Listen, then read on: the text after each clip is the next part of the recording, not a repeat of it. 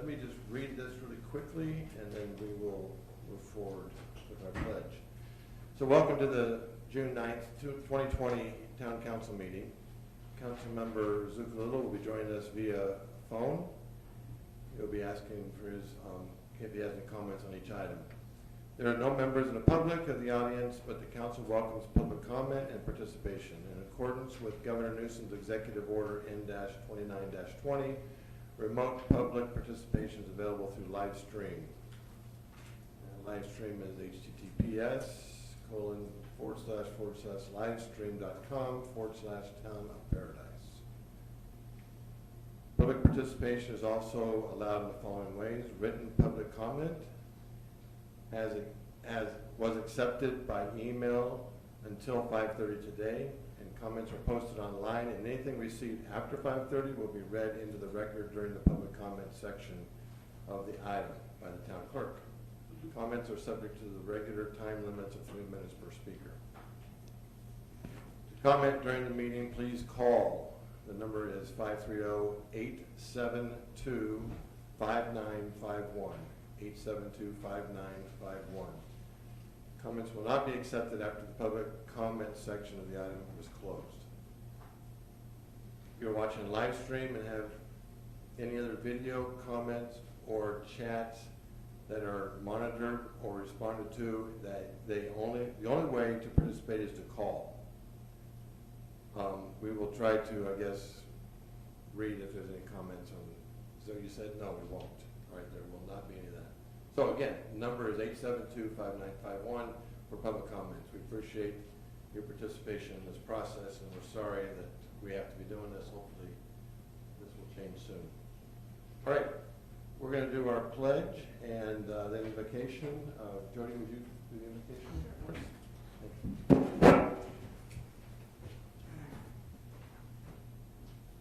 I pledge allegiance to the flag of the United States of America and to the republic for which it stands, one nation, under God, indivisible, with liberty and justice for all. Father, we pray for our town tonight. Pray that you would be with all of those who are helping us to rebuild and clean up and get rid of trees. That you would keep them safe and enable them all to keep working. We also pray for the council, that you would give us wisdom and discernment as we debate the items before us tonight. And we pray for our public safety employees, our police and our fire and our EMTs here in town, that you would be with them and keep them safe as well. We pray all this in your name. Amen. Amen. Thank you.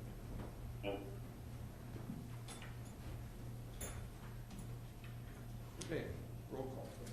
Roll call. Vice Mayor Crowder. Here. Councilmember Jones. Here. Councilmember Schuster. Here. Councilmember Zuccolillo. Here. And Mayor Boland. Here. Thank you. Okay, we have a presentation on tree removal program. Cole Glenwright from Calaveras and Kate Simmons from Town of Paradise. Good evening, everyone. Katie Simmons, new Disaster Recovery Director for the Town of Paradise, and Cole should be on the phone. I'm going to actually turn the presentation over to Cole when I get to his slides, but if we have any questions for him in the meantime, we can. Hopefully he's on the phone. Okay, so I was asked to give an update on tree removal in Paradise. So what I've done is I framed it through the lens of the hazard tree ordinance, which is in effect. And a lot of what we're going to have to do internally and what has already happened is ensure 100% compliance with the ordinance to have all of those trees come down.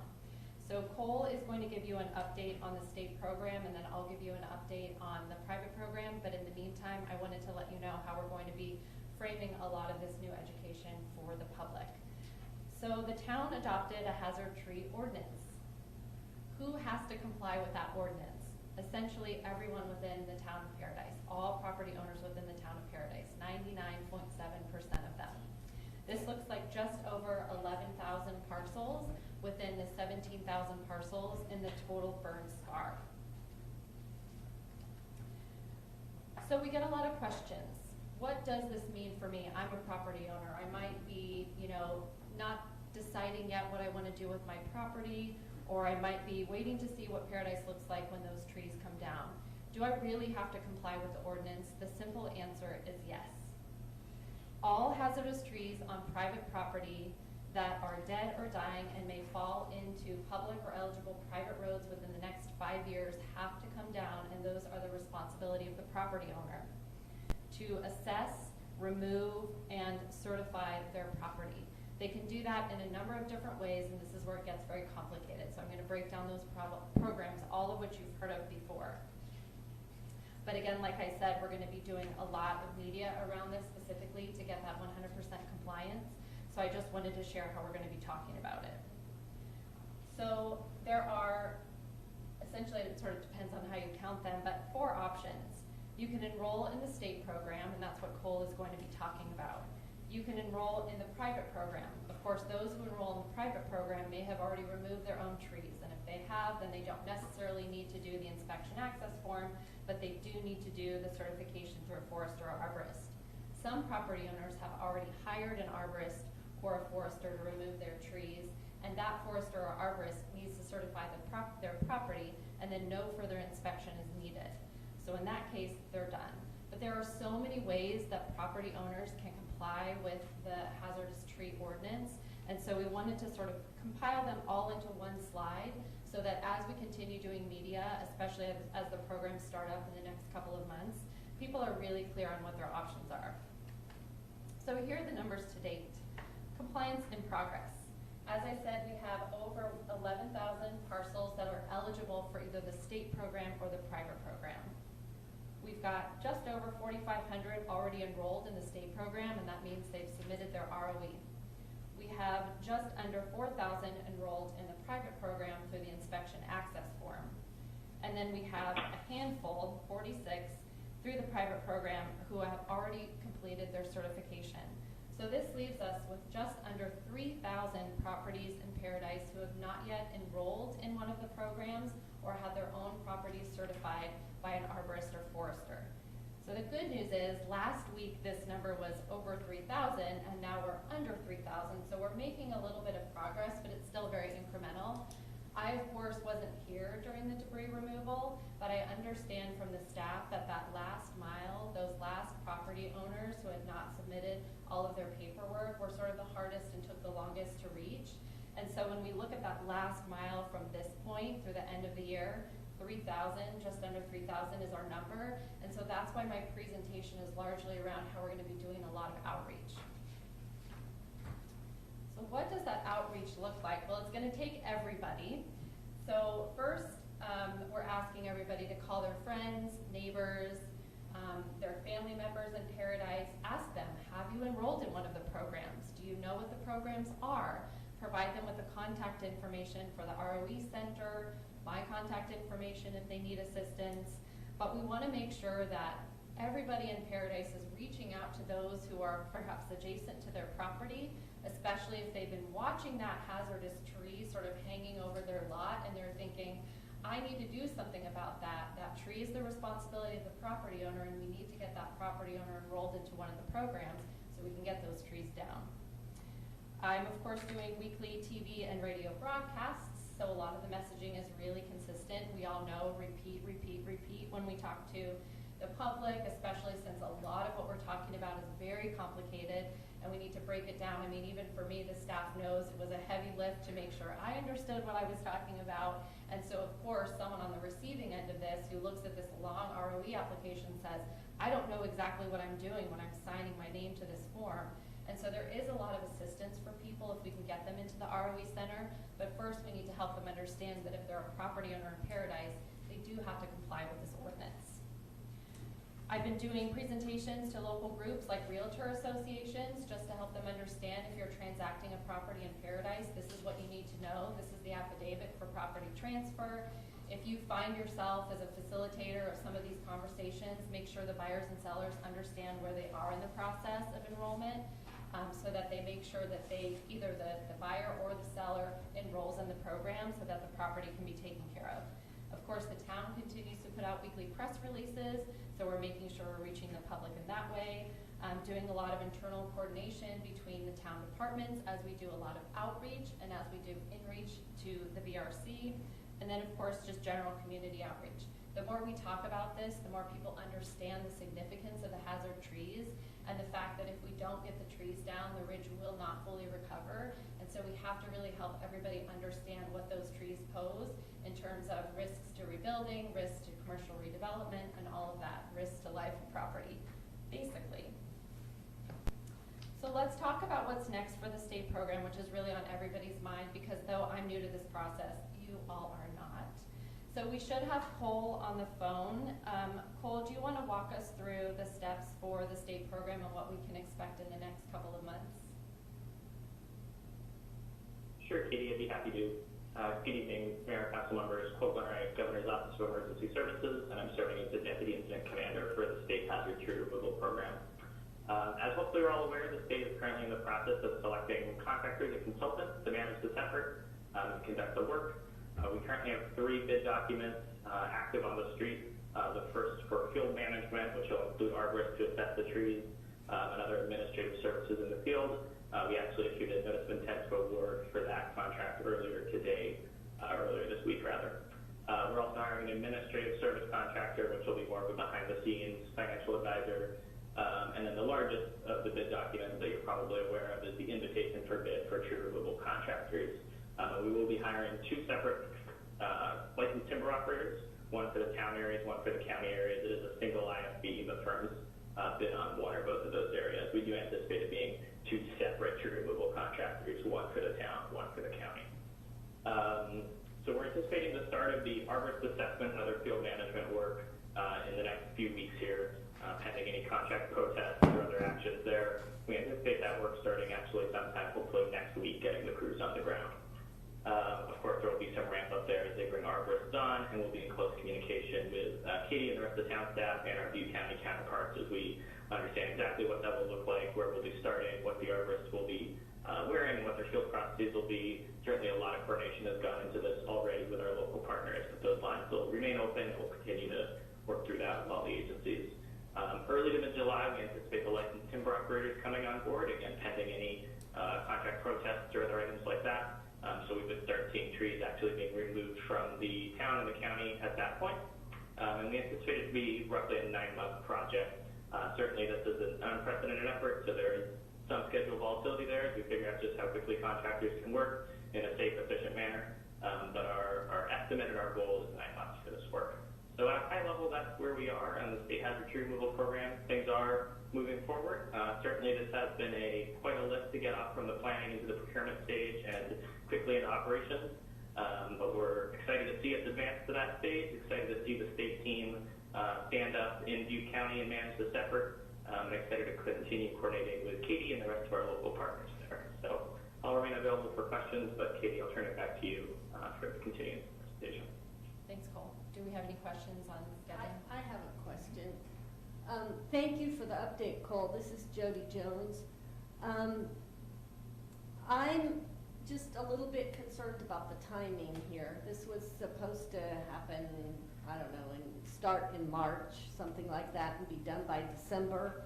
I know from my experience with Caltrans that when you have trees burned in a fire, they're dead.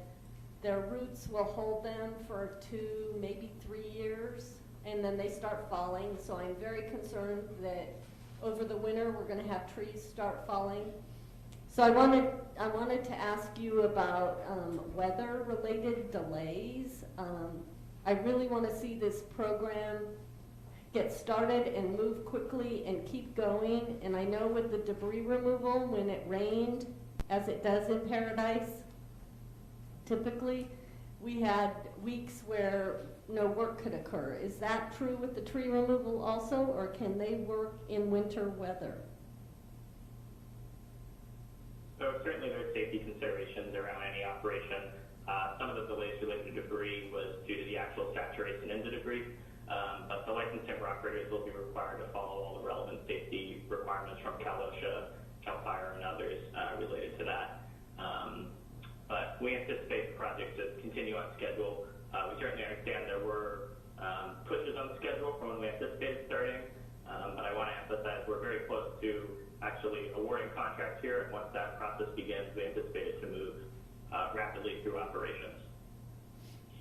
Thank you. I really encourage that. I just hate to see trees start falling, and when that's happened in the past, we've actually had residents killed by fallen trees. So anything you can do to keep it going and get it done quickly, I really appreciate. So this is Greg Boland. In light of that, will we be emphasizing the lots and properties adjacent to existing homes or homes being built? Or are we going to be just in a methodical from the top to the bottom or something like that?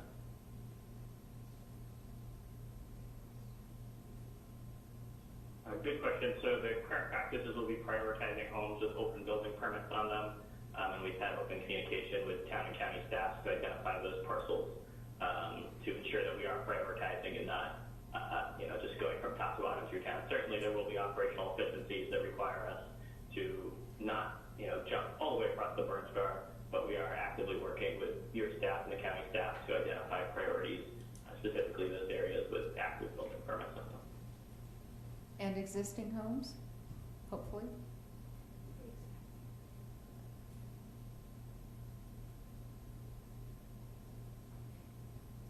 Did you hear that, Cole?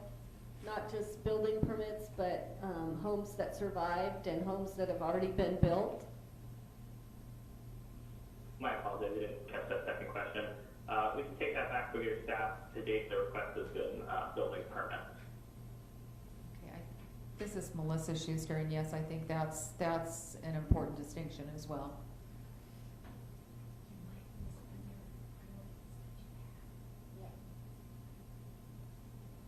What's that? Yeah, if we can talk about the priorities of how you guys are going to prioritize. What's first, second, third in your list of what gets done? Yes, so my understanding is that the scheduling will be done by the county, and we'll have the opportunity to speak with the contractors directly. So like Cole was saying, we need as many opportunities to identify those priorities as possible, is sort of my understanding. So if there are additional conditions you want us to be looking out for as we go through that scheduling, now would be a great time to understand those. So standing homes, obviously rebuilt homes, homes that are active in the building process. Cole, anything else we can do to make sure that we are very thoughtful about scheduling? I think also trees near public buildings, schools, and that type of thing as well. Right. And this is the town's tree program, not the county's. We do have our priorities and Yes. state them. Scheduling will be centralized, but we will have separate contractors. And it would be nice to see, and I know it was sort of addressed, but areas done rather than driving this equipment from one end of town to the Yes. other and then coming back. Yeah. The less wear and tear on our roads and Yes. everything, and people's private roads are much better off, we all are. Yes. So my understanding, and I could be getting into the private program now, that we would do about 25 lots per day, and that they would all be within the same area to minimize the wear and tear on the roads, and to maximize the efficiency of the resources that we have available. And I don't want to overemphasize. I mean, if you're with these homeowners when they're moving in their homes, and you see the concern that they have about moving in, and I've talked to a few of them, and I said the program's coming, and they just kind of stare at me. I said it is coming, and I said they're going to prioritize the homes that are existing and rebuilt. So please, let's. I don't want to say in the cleanup process we kind of got away from that, but it seemed like we got away from that a little bit. We can't do that with the trees. People got to feel safe in their homes. They got to know at nighttime when the winds are blowing.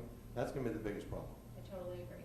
They got to feel safe that they can stay there, or they're going to be having to lock up and move out until those trees go. So we got to be very concerned with them about that. Yeah, I completely agree. Definitely something I've noticed as I've spent my windshield time around town and talked to property owners who say, I won't rebuild until those trees are removed. And so there's a lot kind of resting on the trees coming down. Cole, before we move on to the private program, is there anything else you can say about prioritization?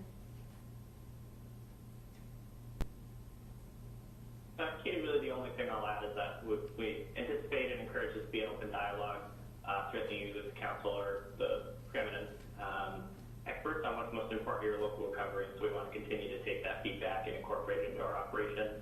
To the extent feasible, certainly it's going to be a large operation with a lot of moving parts that need to be balanced and ensure that we can do it efficiently. But we're committed to staying partnered in this effort and identifying priorities together.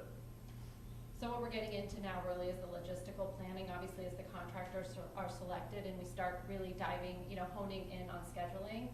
So at that time, we can certainly provide updates to let you know what the scheduling is looking like and how that's moving through town and what we anticipate over a series of months. So I would hope that we would be able to do that. Looking at the private program, so thank you, Cole. Please hang on the line in case we have other questions. But moving on to the private program, this, as I mentioned, was the second option for enrollment. We had the inspection access forms going into the ROE Center. The town is in the process of selecting and recommending a firm to provide those arborist certification services. So you should be seeing that shortly. And then one of the things I wanted to mention is the tree processing sites in Paradise are scheduled to close at the end of December 2020. So we're walking toward these milestones we set quite a while ago after the fire. So we want to make sure that we're keeping that on the horizon and watching that and moving toward that in an expedient fashion with the homeowners. So other than this update that you see here, until we really select that contractor, that's when we'll get into the logistics and the scheduling, and we'll be able to come back and talk about what that certification process will specifically look like.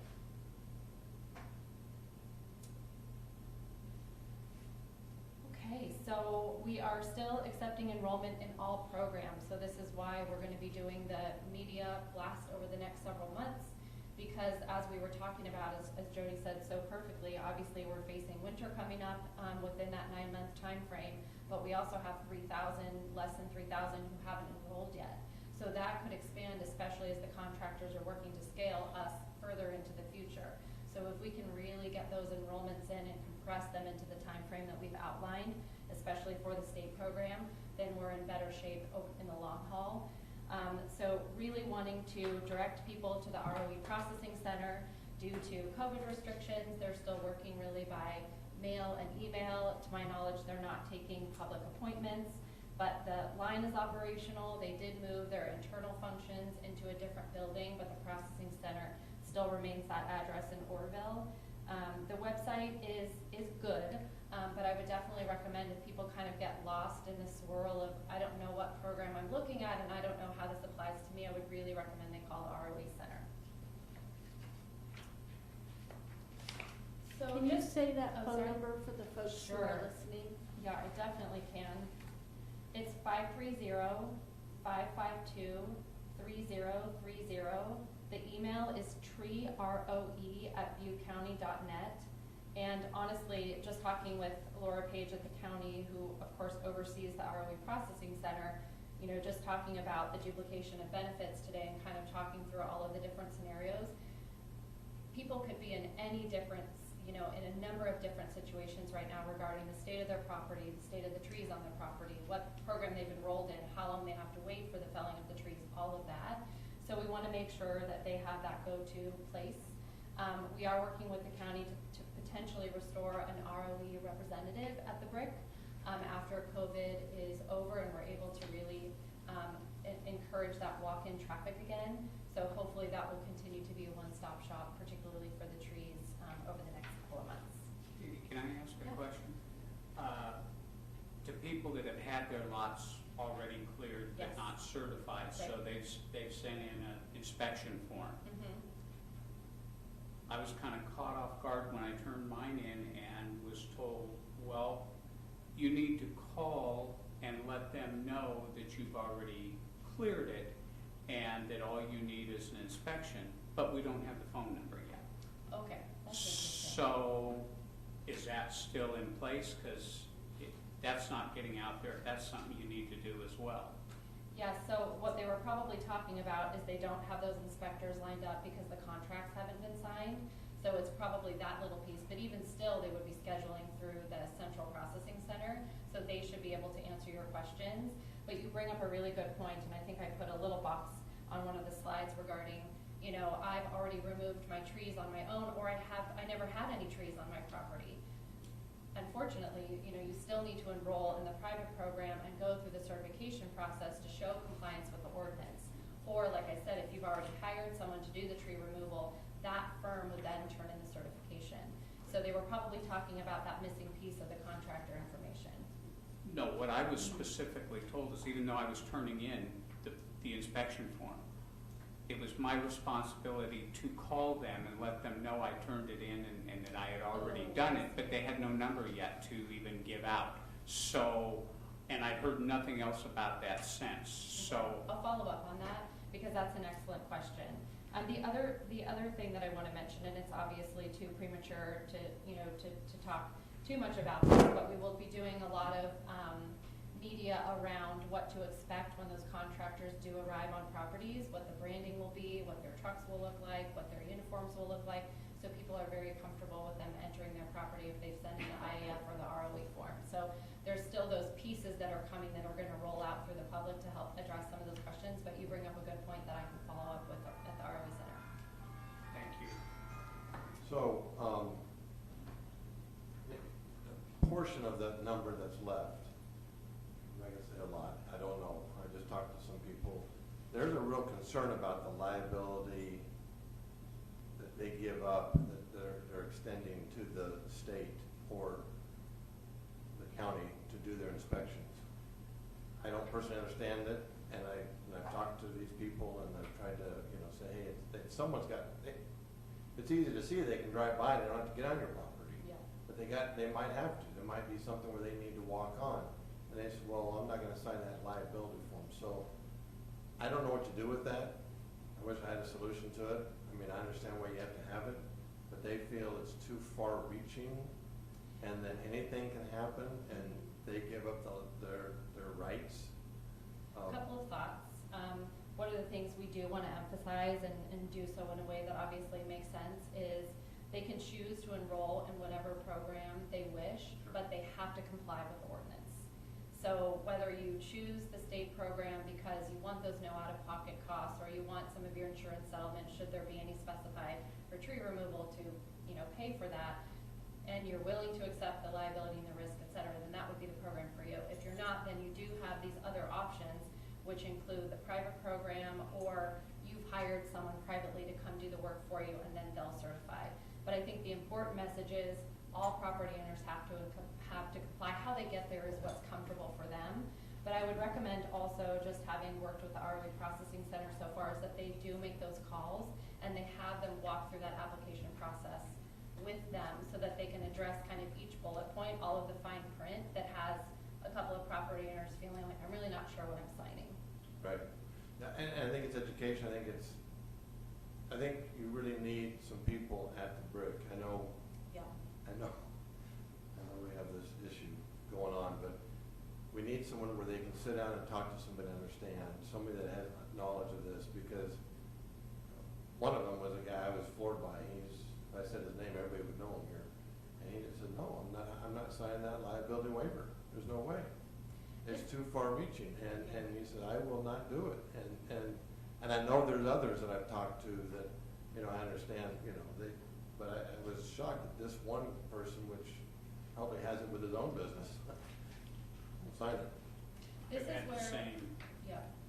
And I also think this is where the kind of peer-to-peer conversations can be really helpful, because I know just from talking with the property owners too, you know, they're getting together in their neighborhoods and they're talking about, have you signed it, and they can kind of help process through it together.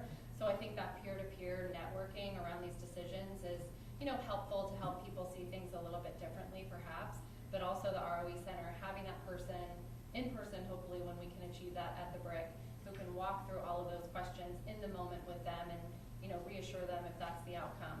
But I think the important message really is that compliance with the ordinance is the only thing that's going to make Paradise safest for recovery.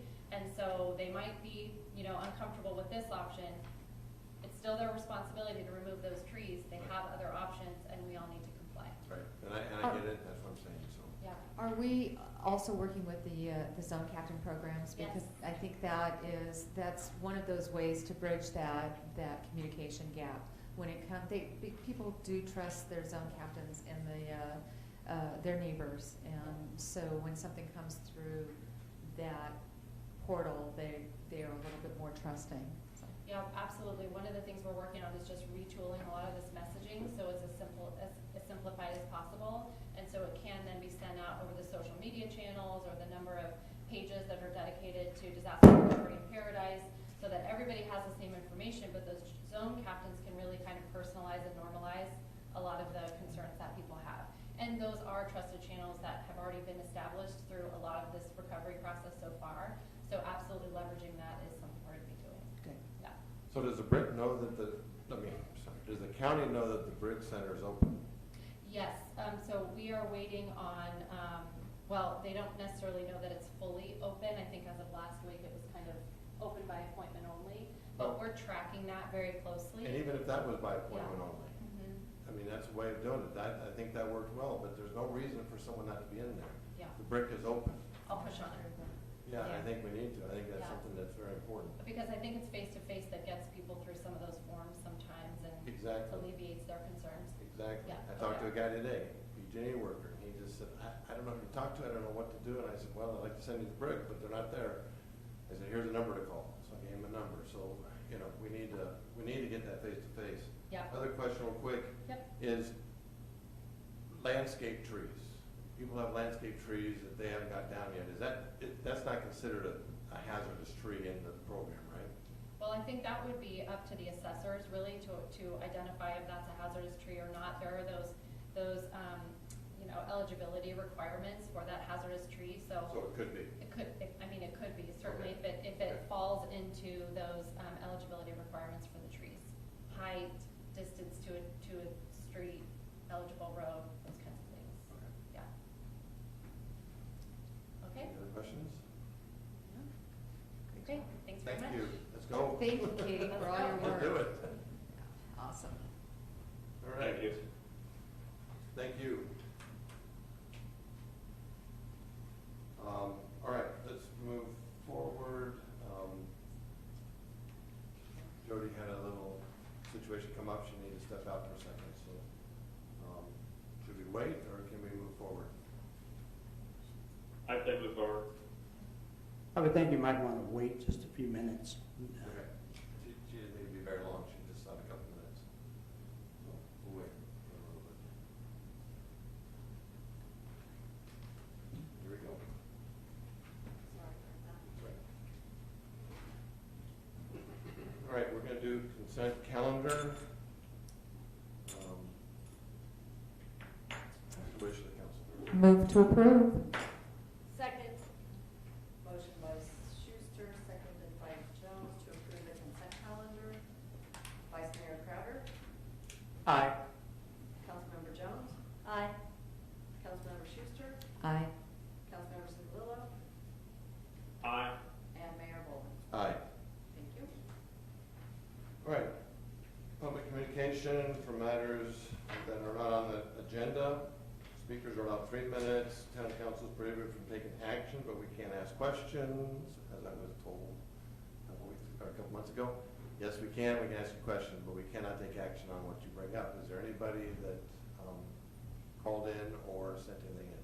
Yes, I have an email that I received from Jeffrey DeShayes and Celine Cowan from Argus Manufacturing, and they just wanted to announce that they're starting up their old factory in the Paradise Post building off Clark Road,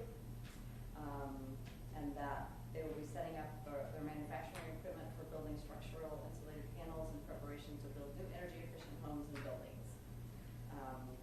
Their sales office is in Paradise, across Scouter from Tri-County Bank and Millennium Market, and they will have much to report next month. Where did you say their manufacturing is? In the old Paradise Post building? That Argo Manufacturing will be starting to set up our factory in the old Paradise Post building just off Clark Road in Paradise. Cool. Thank you. You're welcome. Is that it? That is the only public comment that I received. Yes. Nobody called in? Not yet. Okay. And we're going to end our public communication part of this. And move on to our public hearing. have a hearing on, public hearing to solicit comments regarding the proposed substantial amendment to the 2019-20 annual plan. CDBG is what this is, correct? Okay. Good evening, Mayor and Council. Tonight we ask you to hold a public hearing to solicit comments on the substantial amendment to the 2019-20 annual plan for CDBG. As we discussed at your last council meeting, we have some funding left from some payoffs of loans that have happened after the campfire, in addition to some funding that has been allocated to the town for COVID-19 response. And so, because we have these funds and we want to change kind of how we have done, what we have done with them, that we have said in the plan in the past, we have to make an amendment to our annual plan with HUD. And so tonight we ask you to hold this public hearing to solicit any comments on that substantial amendment. The content of that amendment is in your agenda packets, but I'll go over what we're proposing. So with the additional funds that we have from payoffs from housing loans, we propose to make a loan to CHIP to allow them to rebuild Paradise Community Village here in town. As you know, that facility did burn down in the campfire, and they are rebuilding it. And we want to assist them with that rebuilding process with this loan. This loan would be paid back in 2.5 years, and those funds, when they are received back into the town of Paradise, we would be able to loan them out again to additional homeowners who wish to rebuild their homes. So it really is a way to use these funds to rebuild 36 low-income housing units, and then additionally receive those funds back again to help even more individuals. So it's a great program. And that is the loan portion of the amendment. The second portion of the amendment is the COVID-19 funding. So we received a little over $99,000 in allocation for COVID-19 response from HUD. We propose to start a business assistance program for businesses in Paradise that were affected by COVID-19. We are putting together the guidelines for that program, but it would have to follow HUD guidelines for business assistance, which basically would go to help businesses that are small, have 5 employees or less, and the owner of the business does have to fall into certain income guidelines. And they would receive a grant. We want to structure this as a grant rather than a loan to provide assistance in that gap where many people are getting loans to help them through this process. We want to provide a grant, something they don't have to pay back, that is a very simple process for them. So we're working with HUD on those guidelines, but that's what we would like to use this funding for. So this amendment would go to HUD proposing these changes to our plan, and tonight we ask you to have this public hearing to get any comments on that. We then ask that you consider approving that submission of the substantial amendment, and then authorize the town manager to enter into a loan agreement with CHIP. And if you have any questions, I'm happy to answer them. Questions from council? Okay. We're gonna, one? I just, the loans, are they low interest loans, interest free, what are they? The loan to CHIP, it would be a 0 interest loan. Thank you. We're going to open our public hearing, 6:40. Do we have any information or nobody wrote in on this, I suppose? I did not receive any email comments for this. Mark's checking the phone to see if it's flashing. Still not. We'll give it a minute and see what happens. Could you repeat the phone number again in case anybody would like to call? Absolutely. So if anybody would like to call, 872-5951, 530-872-5951.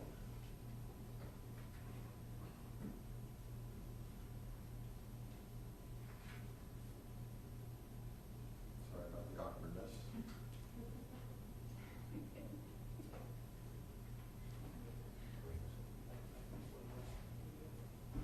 Start singing, yeah.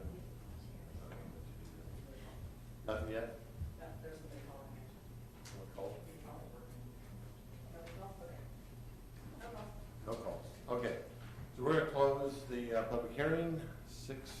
What would council like to do? Move approval of staff recommendation.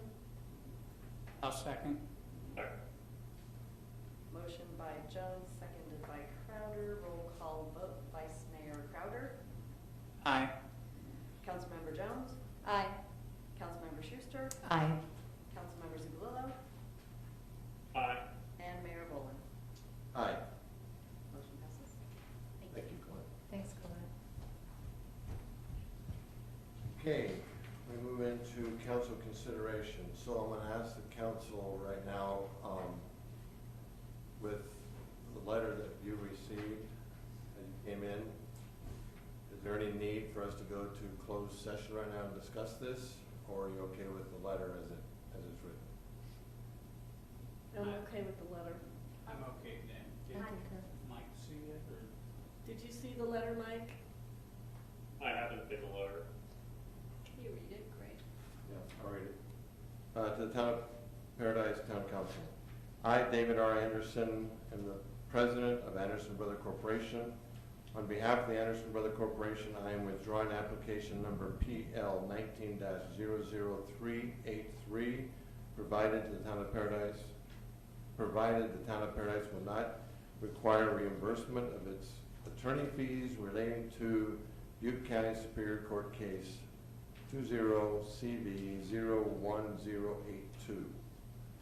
That was signed today by David Anderson on today's date. Okay, thank you. I'm okay with it. Any questions? I really can't discuss it, can we? Well, we probably should. Sorry I asked.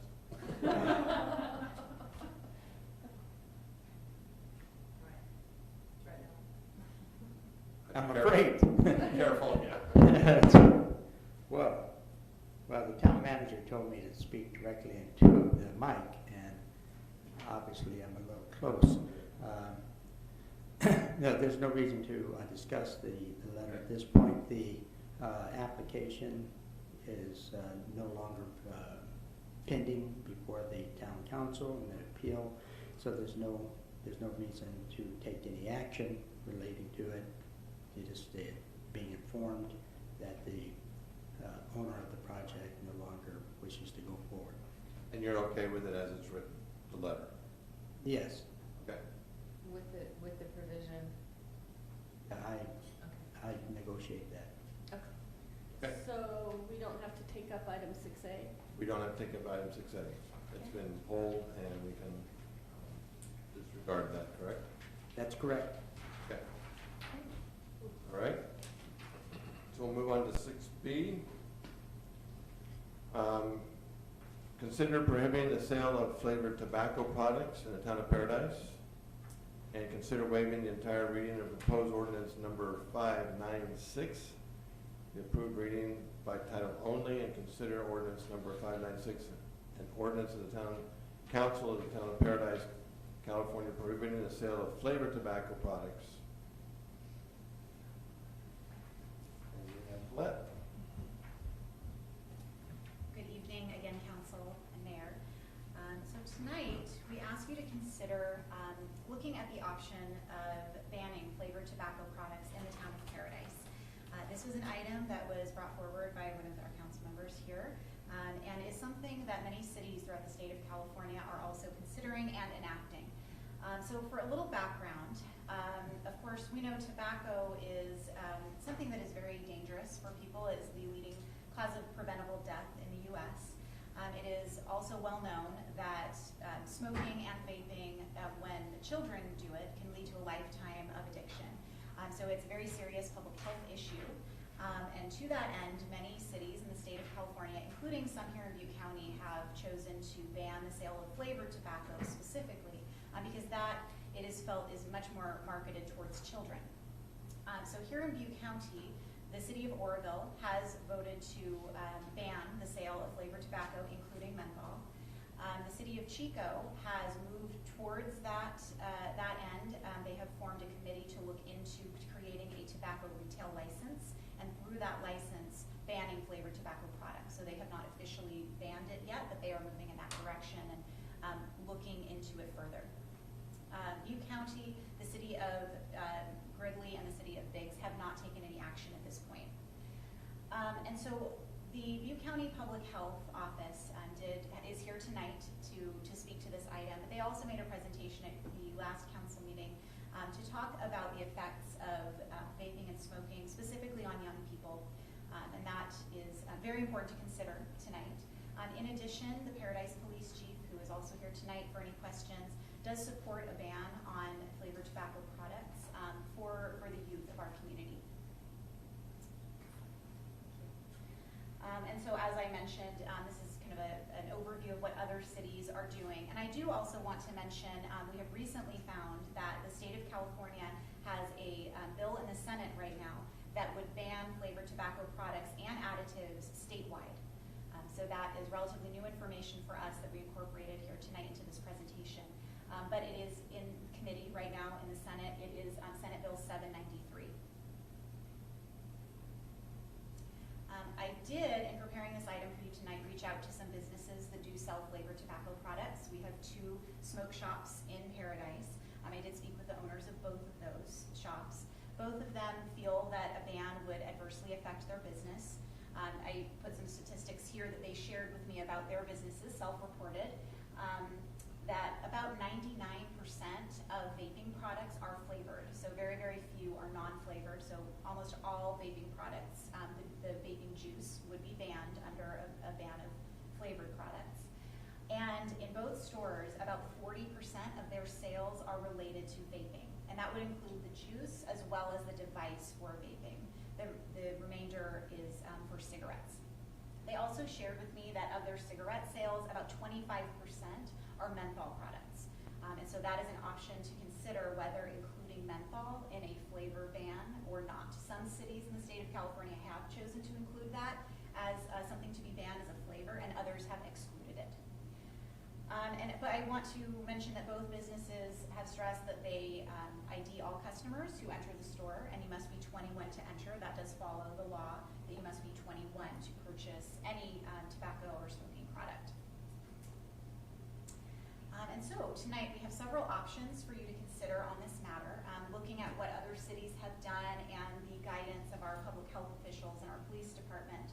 The first option is to create a tobacco retail license. So that is an additional license that a business would have to obtain if they wanted to sell tobacco products at all.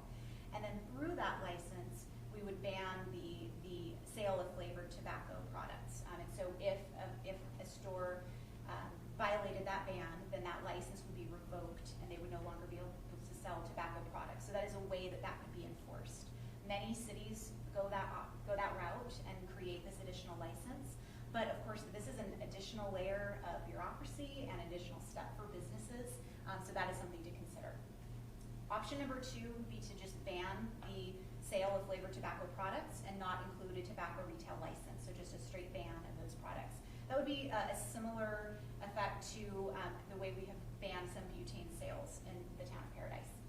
The third option would be to ban the sale of flavored tobacco products but exclude menthol. As we discussed, it's a large portion of the cigarette sales in our local shops. Also, there's the general thought that menthol products are more geared towards adults rather than children, but it's something to consider.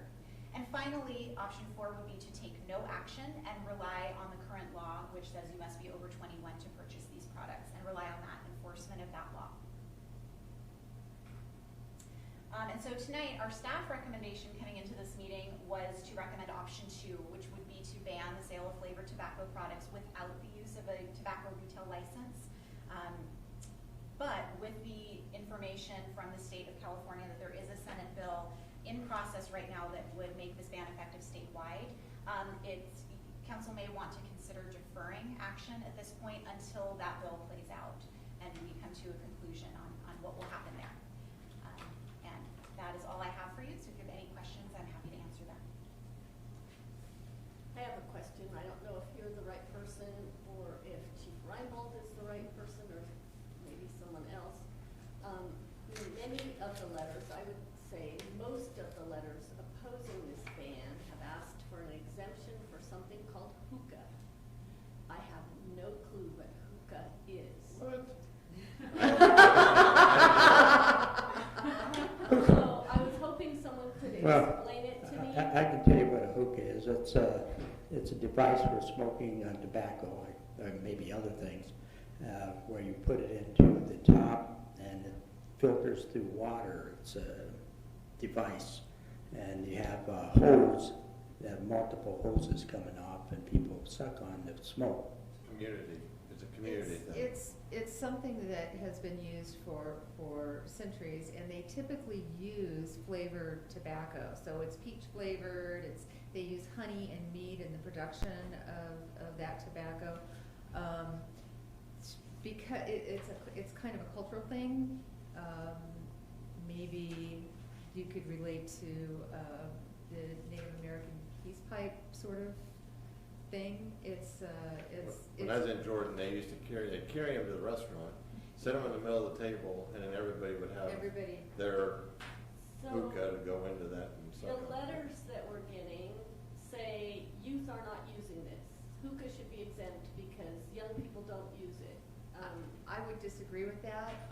My personal experience that I have with hookah was from a youth in my family, my son, who has battled nicotine addiction until his early adulthood, and hookah was a part of that. It was generally felt that hookah was safer than nicotine, but my personal belief is that it is not. The other piece that I think we need to understand is that there are hookah lounges. There's a hookah lounge in Chico. I don't know if it's still there, but there was one in Chico. It's kind of like a bar for hookah. But we don't have any hookah lounges in Paradise, and we're not banning the use of hookah. We're just banning the tobacco called shisha Okay. that we would use. And I did notice that the California Health Collaborative recommended not exempting hookah because they see the communal activity as increasing the risk of communicable diseases. Yeah, So, which makes okay, sense. that was my question. Thank you. So, what does this do with online sales? This does nothing to online sales. So online sales would still proceed. So they can still bring it in, they can still get it, it's just online. Yes, it's just retailers in the town of Paradise would not be able to sell it. So if you're a retailer, you're gonna be punished, but if you're Amazon, because I just tried that today, I went on Amazon, and the question is, are you over 21? Yes, boom, done. So, and I mean, whether you like the tobacco products or not, right now they're legal to sell. Whether you like alcohol or not, there's liquor stores around. There's a 21-year age restriction on both. And I mean, our businesses, especially in Paradise, have had their hands tied a lot. And I, you know, with what's pending with the state regulation, I'm kind of thinking let the state take its shot, because I don't want to be responsible for putting somebody out of business, whether I like their business or not. It's a legal, legitimate business, and I just don't think that's our place. Can we hear from the? Yeah, let me ask one more question, Could please. oh, go ahead. And then I have one more question too. Who would police this? Yeah, that's my question. So this would be an administrative ordinance that would be enforced through our administrative citation process. Okay, but who goes to the stores and actually sees that it's there? It would be a code enforcement action. I have a question for Dwight. If we wanted to take action on our ordinance, could we structure it such that if the state passes a ban, that our ordinance is no longer in effect? Well, we could add a provision to do that if SB 793 becomes law. SB 793 also allows retail sales, but it only regulates a public retail location. If you don't have a retail location and you're doing it through the mail or whatever, then that law would not apply. Okay. I have other comments, but I'll wait till you get to the Yeah, comment part. yeah, we can have the county representatives come up. back and allowing myself and Ellen to be here. As you knew from the last meeting in March, Ellen was retiring and I was taking over her position, but with her unique position as also being a Paradise resident and having well over 15 years of knowledge in tobacco control, I thought it was very crucial for her to be here because she is also now living back in Paradise because her home has been rebuilt. So she's firsthand seen everything that's going on. As far as SB 793, right now it is in the Appropriations Committee. I believe that hearing is, I think it was this morning. I might have missed it because I was preparing for tonight. The issue with waiting until a state bill passes, there was a similar bill in place last year and the author removed it because so many things were changed and altered that he no longer supported the bill. The issue with waiting for the state or the federal government is a lot of times they're not very strict. The federal flavor ban only exempted or got rid of pod-based systems like a Juul. And so what happens with that is it got rid of the flavors. Okay, well, they came out with the Puff Bar, like we showed you guys last time. It looks exactly like a Juul, but it's disposable. So they come out with new ways to get around the laws that are put into place. And so by waiting, we could wait and see what the state, does. But what happens in the meantime? We continue to have high use of youth rates of tobacco use. Maybe those stores aren't selling. Maybe they are. We've had numerous sting operations, decoy operations happen in Chico. I've heard stores go in front of Chico City Council and say, I don't sell to minors. And let me tell you, they did. I have a list of all those stores. It's public record. The Chico PD has done those decoy operations. They put a press release out. Every time they do it, it's public knowledge. Those stores have sold. So as much as we want to believe and trust, and I really truly do, sometimes they sell. It happens. And it's an unfortunate thing that we see. So how do you justify doing this, banning this at the sale at the store here, and yet it's still accessible online? I mean, where's the justification? And it makes it almost weird. It does. And you have the ability to also put something like that into an ordinance to change how retail sales happen online to where they would have to be signed by somebody over 21, just like if you had wine delivered to your home. Somebody over the age of 21 has to be there to sign. There's other ways of going about that, and I can absolutely get draft ordinance language just like we did for this so that you guys know. But that's a possibility to add in about online sales because unfortunately many online stores aren't very strict. They're getting better. Like if you go on Juul, you have to go through a massive check to make sure that you're 21. Obviously, you could still get around that. And then our town employees would have to notify the online suppliers of that? How would they know? That one I am not 100% sure. I'm not sure. I'd have to look into that one to give you more advice and guidance moving forward on that one. So I apologize for not having that. No, that's all right. I just know it's a possibility. We do have a public health law center that helps draft some of these items for us that we can provide to you. So could an ordinance also be put into place in these stores where you must ID every single person that comes in? Well, it's already a law. To ID every person, or just to ask? ID anyone. I'm saying, so every single person, whether they're 80 or... would have to be ID'd to go in. I mean, it's a possibility. I mean, there's a lot of places with alcohol sales that do that. Okay. I mean, it's absolutely a possibility that you guys could put an ordinance in there to make it so they have to do that. Much like marijuana dispensaries in some jurisdictions where you walk in and you have to go to a front desk before you can ever see products. It's a possibility. As long as it's not something that maybe ends up happening in like other jurisdictions where it became a store within a store, right? Because then you still have people in there, you still have youth seeing the products on display, and that's part of the issue is promotional posters and retail retailers, you know, kids are seeing these things, and the Surgeon General even said that is one of the #1 causes for youth using these flavored products is because they are constantly bombarded with images, not just at the retail stores, but online, especially social media. They're constantly seeing it. So it is a possibility, and that's something to discuss. So it's a good idea. Thank you. Yeah, thank you.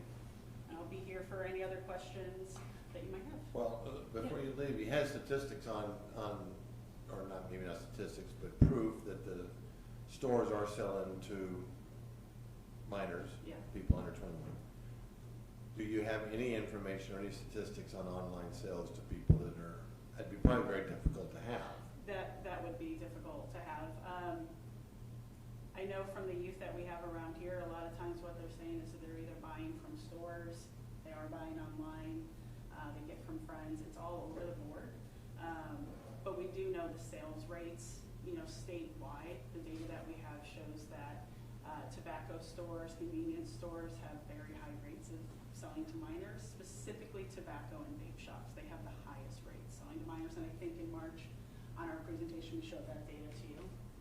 I was just gonna bring that up. There was a slide I showed a couple months ago about 6 studies that showed where kids were able to get their vapes and their tobacco, and it was the stores that was the most easiest place where they got them.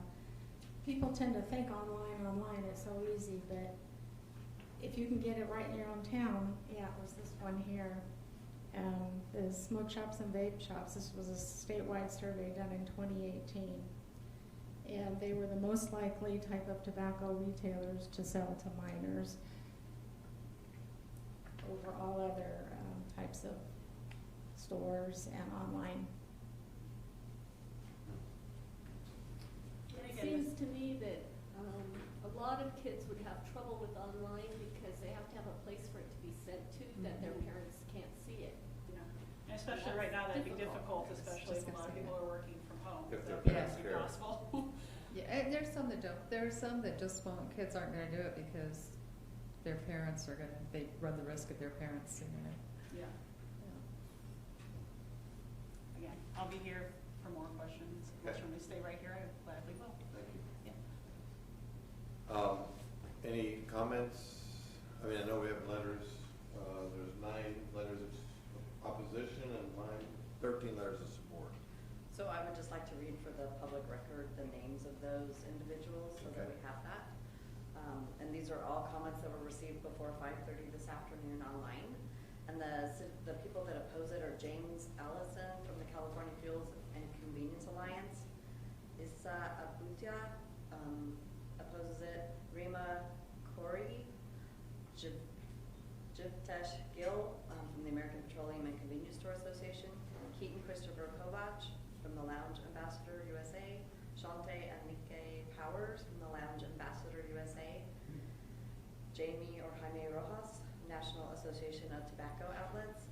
Crystal Sanchez, Lounge Ambassador USA, and Prabhat Singh, who is the Stop and Shop owner in town. And then the people that support the ordinance is Anne Felipe from the Tobacco Education Program from CUSD. Larry Johnson, the principal from the 7th and 8th grade.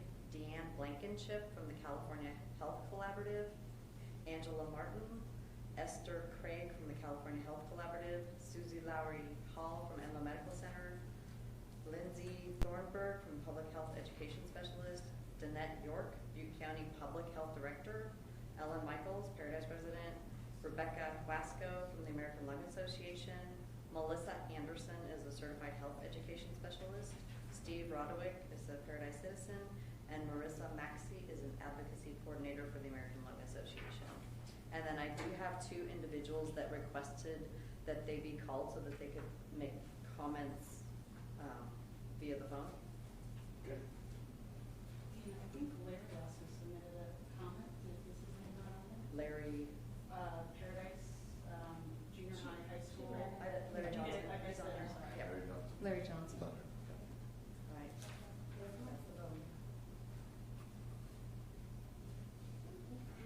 So the first person is Shelley Brantley. This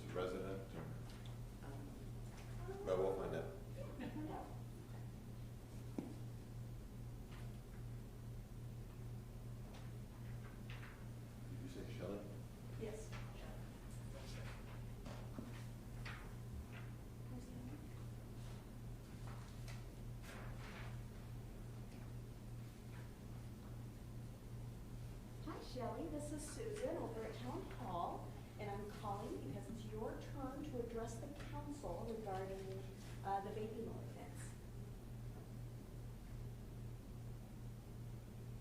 Excellent, so hold on for 1 second, I'm going to put you on speakerphone, and we'll make sure that we can hear you at the podium, You okay? have her give us her name and address. And then when you go live, the first thing, if you'll please announce your name and your address, okay? All right, hold on 1 second. All right, Shelley. Good evening. My name is Shelley Brantley, and I'm the project director for the California Health Collaborative's RISE program.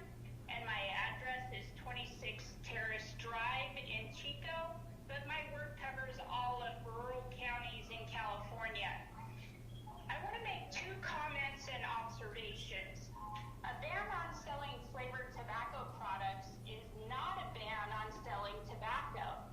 Under the policy being considered tonight, tobacco will be allowed to be sold in any form or configuration allowed by law. Tobacco users will still be able to purchase unflavored tobacco at stores in Paradise. Secondly, there is no need to exempt hookah for the reason I just stated. Cultural hookah would still be available for purchase in the unflavored format. My observations are this. The Butte County Public Health Department, the Nicotine Action Alliance, and the California Health Collaborative care about Paradise and have been present throughout the process of drafting this policy. You know these agencies and you see us in your community. We're there in times of need. The lobbyists for the national tobacco outlets, Umari, and petroleum and convenience stores are not concerned about the well-being of Paradise. Citizens like Mr. Johnson, the principal in Paradise, and Miss Ellen Michaels care deeply about the well-being of Paradise. Tobacco lobbyists do not. The residents and educators and coalition members who sent you letters of support, they care about the health of the community and sincerely have the best interest of the youth in Paradise. Tobacco lobbyists do not. I have a concern about not including a tobacco retail license as part of this ordinance. Best practice data from the state of California indicate the most effective flavor bans and tobacco retail policies include a retail license to aid in compliance and implementation. And lastly, Paradise has never waited for this state to pass policies. I've been involved with this work for many years and am very proud that Paradise is proactive and cares about their community first. Thank you very much. Thank you, Thank you, Shelley. Shelley. Okay. So next, I'm going to call Bruce Baldwin in support of the ban.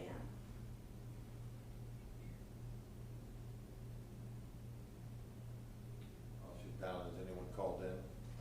No? I'll remind them about the 3 minutes. Hi, is this Bruce? Hi, Bruce. This is Susan over at Town Hall, and I'm calling because it's your time to address the council regarding the flavored tobacco ban. So in just a second, I'm going to put you on speakerphone and let you know that your time's starting. You'll have 3 minutes to address the council, and if you would at first announce your name and your address, okay? All right, hold on 1 second, sir. All right, Bruce, we're ready when you are. All right, my name is Bruce Baldwin. I'm a Ridge resident. I live at 5962 Happy Hollow Road up in Nicalia. I've been a Ridge resident for many years. My daughter went to USP schools and Paradise Elementary, and I'm speaking tonight in support of this ban. And I worked for 20 years at the County Office of Education as a prevention coordinator there. And in that time, I witnessed a remarkable thing. We saw the use of cigarettes and smoking by young people decline from a 40% high when I first began in 1995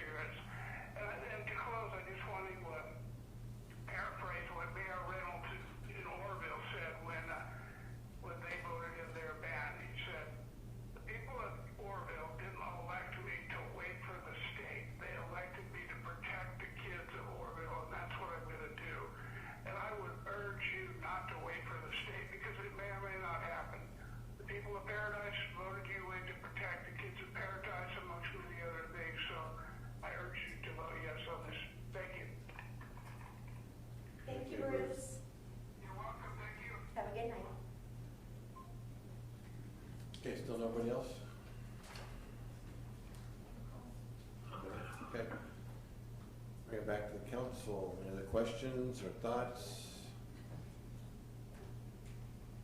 I know this is. You know, I always thought. Go ahead.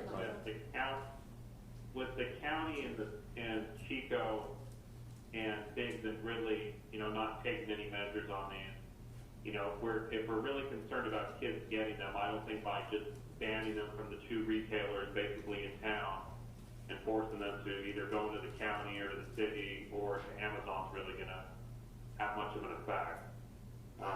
Yeah, I understand we don't want kids smoking.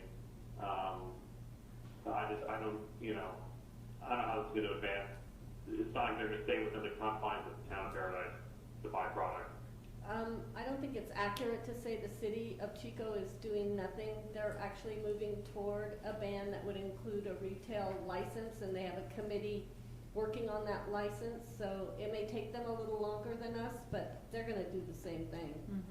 I was going to speak to address his concerns. So the city of Chico has actually been working on this before you guys actually brought this up, and it's been pushed off a few times.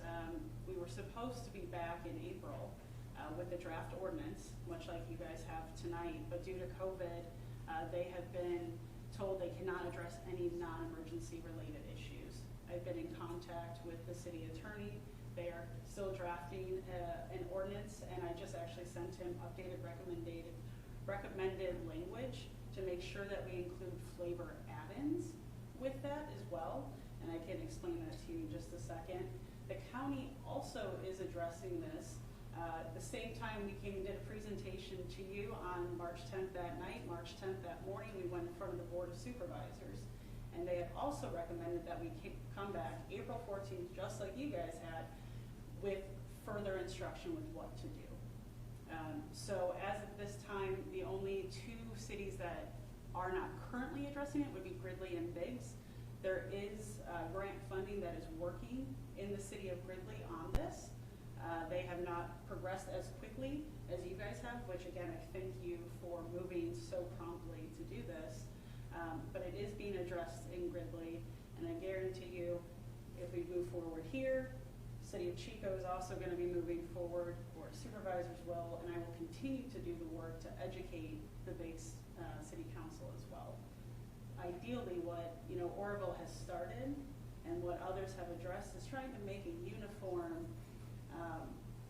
county, right, where it's not nobody's able to buy them, within these jurisdictions, because how unfair. Like many of the retailers in Oroville said, okay, they can go across the street to a county property. They want a level playing field, is what we were hearing when we did retailer education, and I think that's a fair thing to want, that somebody can't walk across the street to get the product. And so the recommended language I did send to Dina after I saw the agenda includes something called a flavor add-in. If you would indulge me for a second, I can show you what that is. If I can manage to open them. So this is just the most popular one right now. It's called Puff Crush. It is a non-nicotine product. However, it is meant to be used with a tobacco product. So it's just this little tiny silicone thing. This is your Puff Bar, right? This is this disposable product that looks just like a Juul. We forgot. This is your Juul. This is the pod that goes in it. This is the nicotine equivalent to a pack and a half of cigarettes in this little tiny thing. Juul no longer sells flavored tobacco products besides mint and menthol. So what the tobacco industry has done is create things like this called Puff Crush, where all you have to do is crush the tip of this, you put it on top of your Juul, adds flavor to it for you, and then you can just continue to use it. Okay? They found a way around it. It's not surprising, just like they did when we banned flavored cigarettes in 2009. Okay, look what they've created. A product that addicted and hooked a whole new generation of kids that Bruce said. We were down 4% of youth using cigarettes. 4%. And now we're up to 27% of youth using e-cigarettes. It's insane. And it's going to continue to grow. So that's the. I would also add, you know, going back to hookah, that these companies are finding ways to include the word hookah in their products.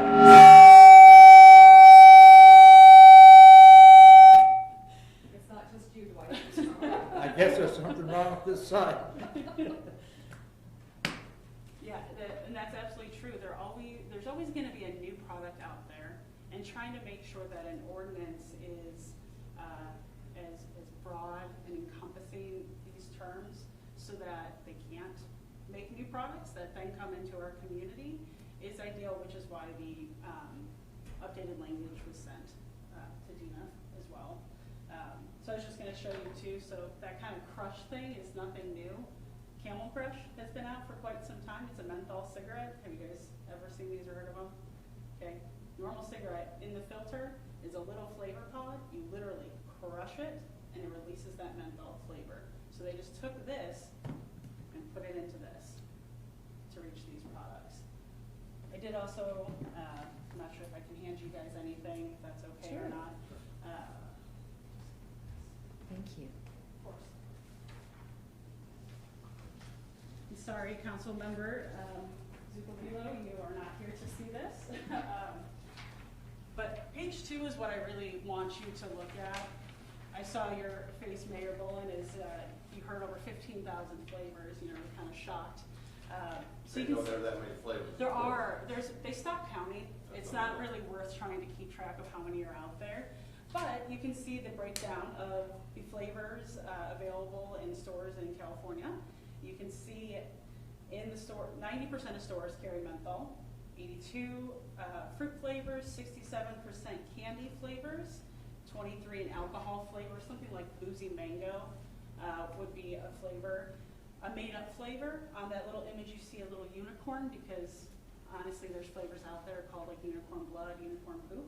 I'm not sure who wants to smoke that. I'm not sure what that would taste like, but that's why the image is there. Probably not a discerning adult.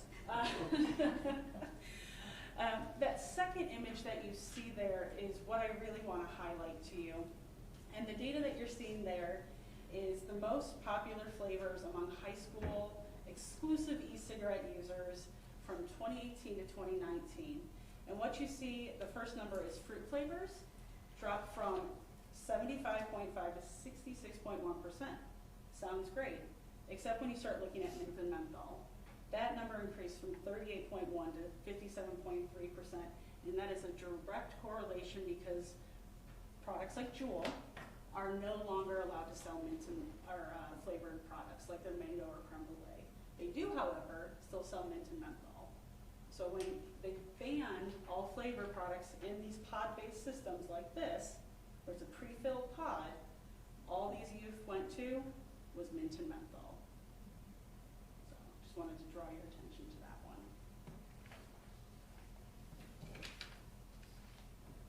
And I'm ready for questions if you have them. If not, I'll sit back down.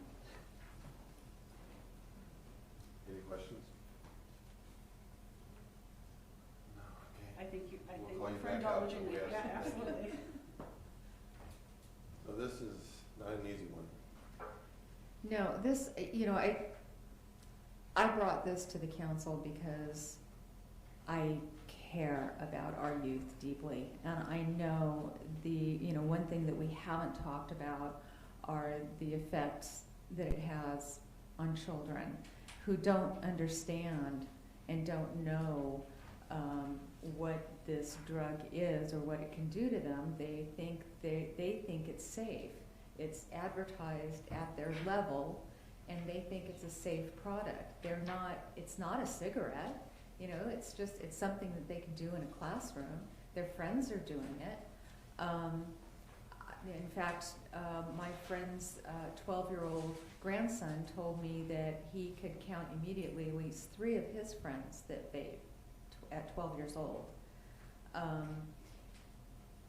But what it does to a child, especially when they're going through withdrawal, is heartbreaking. They just don't have the ability to understand what it's doing to their bodies.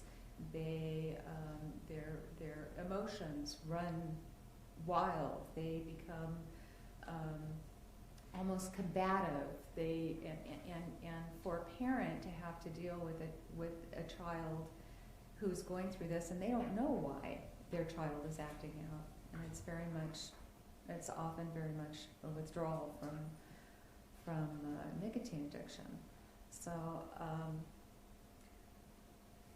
as business owners, we've heard about the impact to a few of our local business owners. There are only a few now, so I think that this is a good time to do this because of that.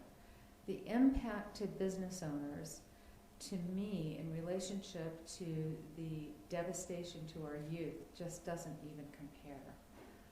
As business owners, we know that there will be changes in our markets that we have to adapt to.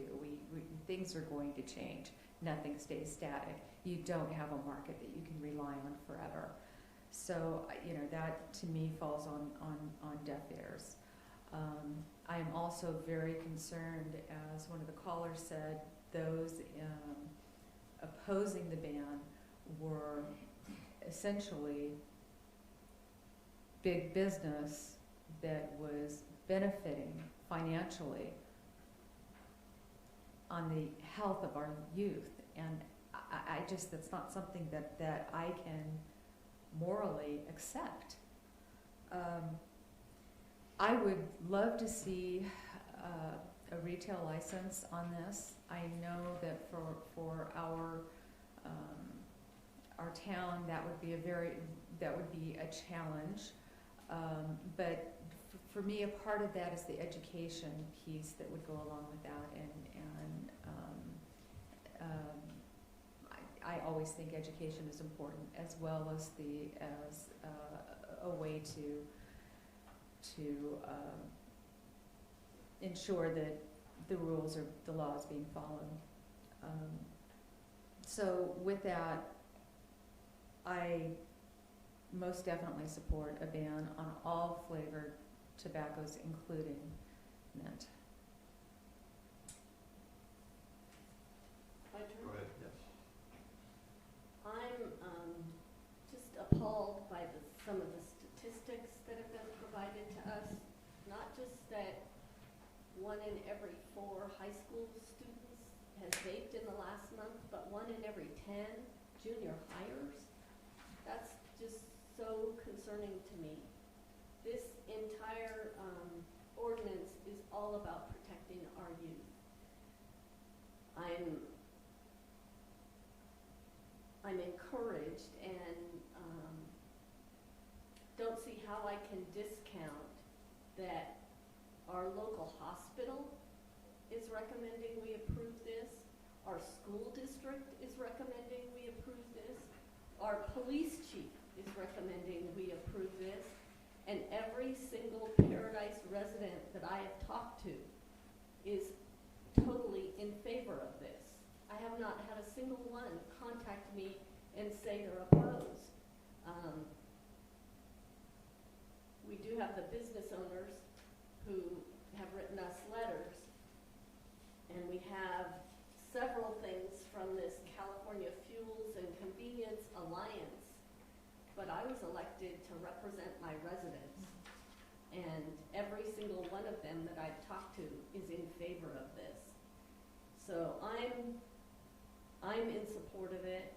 I'd like to include the add-ins that you mentioned, and I'd like to include something in the bill that says if the state passes the bill, then our ordinance wouldn't apply, the state law would apply. But I don't want to wait for the state. I think we should do this in the meantime, because I have a feeling that the state bill is going nowhere. Steve? Well, I'm troubled that we already have a law in place for 21 and over, and I'm not disputing any of, I sure don't want to see the kids get involved with this either. I like to say in high school I was an angel and didn't do anything that I wasn't supposed to, but there seemed to be a way that if you wanted to get a beer, you could find a way to get a beer even though it was 21 and over, and I get that. made a few calls to the state of California, and I don't know, it seems to be a big issue, and the biggest problem seems that we're not enforcing the age restriction. And again, I don't smoke, I don't vape, I don't like either one. But I, you know, again, like I said earlier, there's a lot of people that don't like drinking too, but, you know, do we shut down every liquor store too? I mean, that's proven that that's not healthy for you either. So I don't know where at 21, you should know what's good for you and what isn't, or you should at least make your choice of doing what you want. I just think we're a little overreaching, and I'd kind of like to see Butte County see what they do. And again, I think one of the things is let these places consider do business and do something like IDing every single person that comes into the store, whether they're 15 or 85. Anyway, that's my feeling. So I really can't support it. Michael? You know, echoing Vice Mayor Carter's comments, you know, we don't want youth smoking. I understand the vaping is a problem. I just don't think that this is going to address it. Banning it within town limits. I know, you know, Jody mentioned that the city and I've heard that the county may be doing something. But the interim, I mean, think about the stuff that we buy online today. I mean, I think that the primary issue is enforcement of 21 and over. I would be in favor of something, you know, creating the licensing to step up the enforcement, because that's really the problem. The problem is that the youth are getting their hands on it. And if it's coming from retailers or if it's coming from online sales, then that's, you know, inherently the problem. Okay, thank you.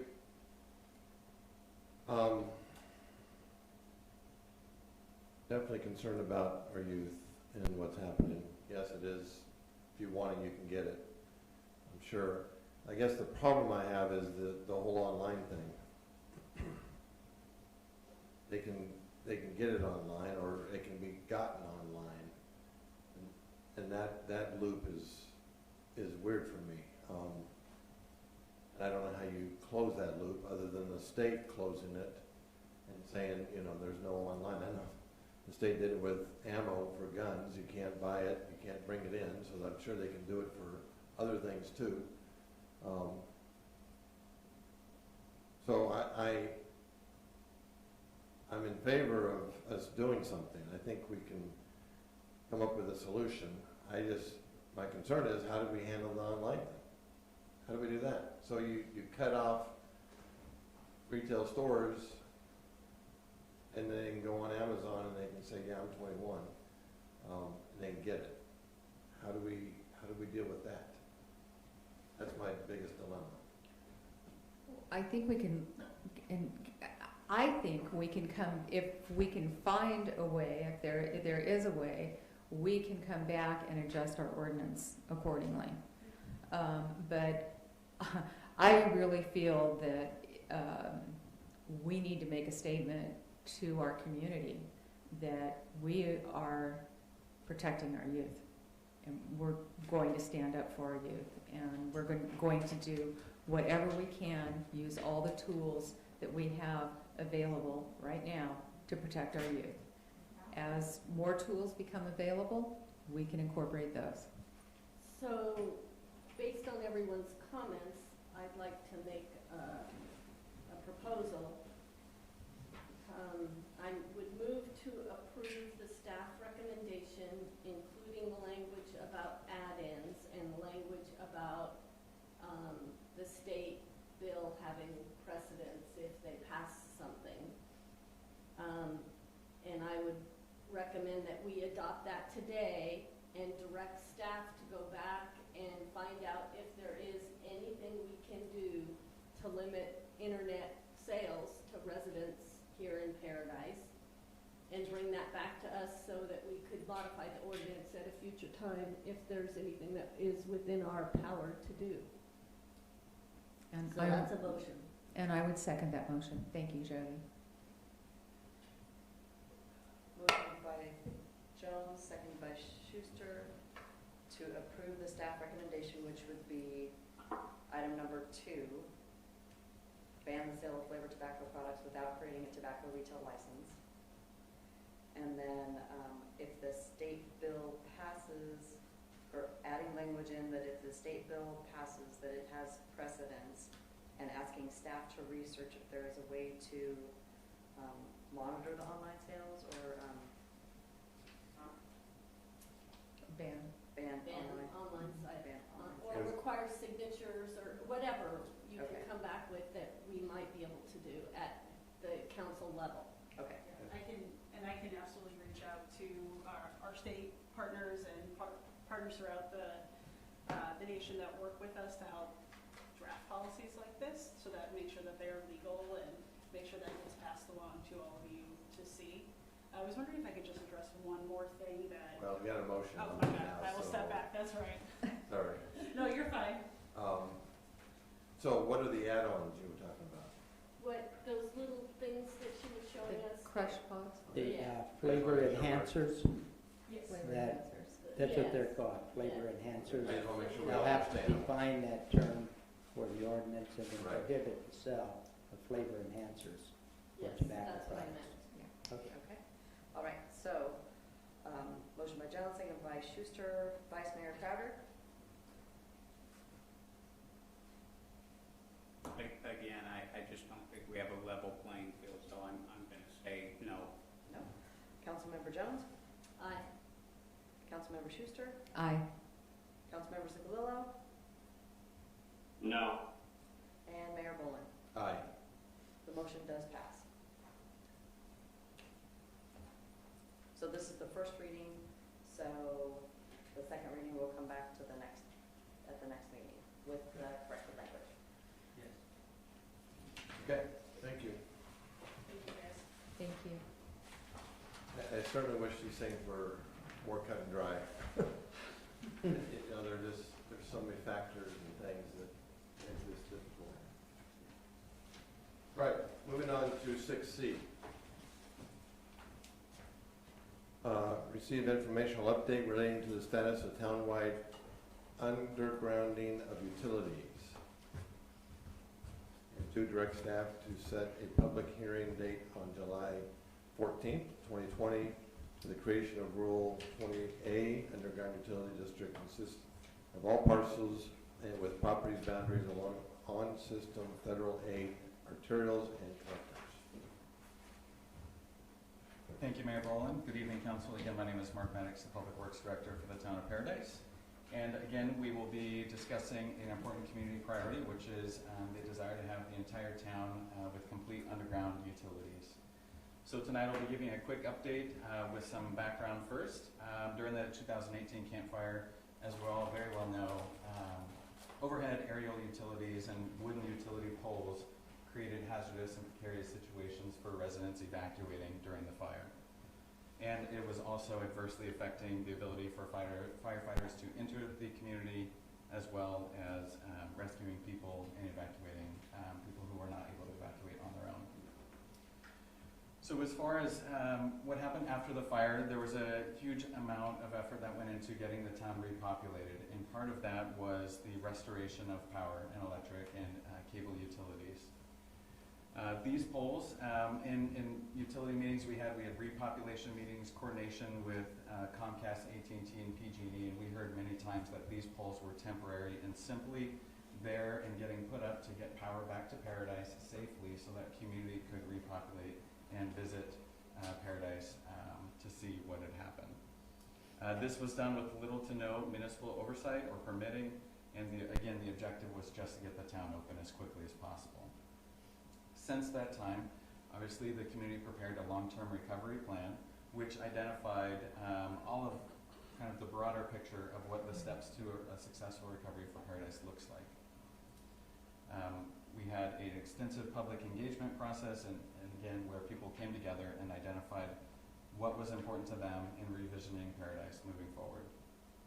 And on May 22nd, 2019, PG&E announced that their intention to bury all electric distribution facilities in the town of Paradise, and the goal of reducing wildfire risk, meeting the community's desire for unobstructed egress, and the town's community engagement process all helped to drive this decision.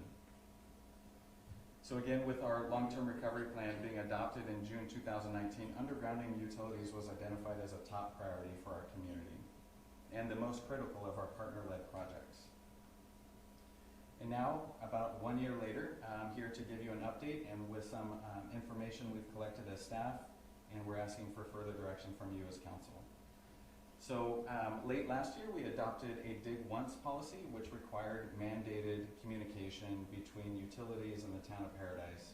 When one utility is looking at an underground project, that creates an opportunity to work together, and that policy therefore mandates that we communicate that and that other projects are known, and so people can participate and join the trench and be more efficient with their underground excavations in Paradise.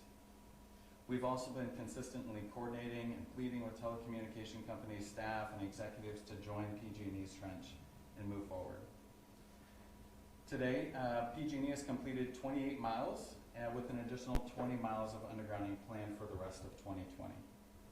And as of today, there has been 0 infrastructure installed by Comcast or AT&T in any of PG&E's trenches throughout town. Can I ask you a question? Yes. If they should decide in the future to participate, is there blanks in there that they could fill? There is. Okay, yes. Thank you. So with that, I'm here to give you kind of an update of where we stand. If nothing else changes, we have a visual of what the community could look like as we rebuild. And it's shown here on this picture on, I believe this is Castle Drive here in Paradise, where the aerial electric distribution facilities have been removed, and what remains is our wooden utility poles immediately adjacent to the roadside edge with the telecommunications infrastructure hanging aerially here. And here is another picture. I believe this one might be Merrill, Sunset. There's quite a few more areas throughout town where this is a more... Merrill now is every other pole is cut in half. Yes, I believe this one is Merrill. You see a shorter pole here and a longer pole the next one, and that's kind of more indicative that when PG&E vacates the pole, that the pole then becomes the responsibility of AT&T and Comcast, and that can be trimmed. And so, at best, right now, what we're looking at is trimmed utility poles at that height, which Every are other still, one is being yes, cut. which are still problematic for evacuations and reducing wildfire risk in Paradise. That looks ridiculous. Okay, so there is a lot of pictures here, but I think you're understanding what we're trying to communicate here. And so right now, Comcast and AT&T have indicated that they're not willing to join the trench, from my understanding. Staff and the town attorney, we've researched this issue in conjunction with the CPUC on the tools that we could use which would require these existing facilities be undergrounded. We can set policies on new infrastructure, but to require something to go back and retroactively, whether the pole is temporary or not after the fire, and say that your facilities shall be undergrounded, we don't have that tool quite yet.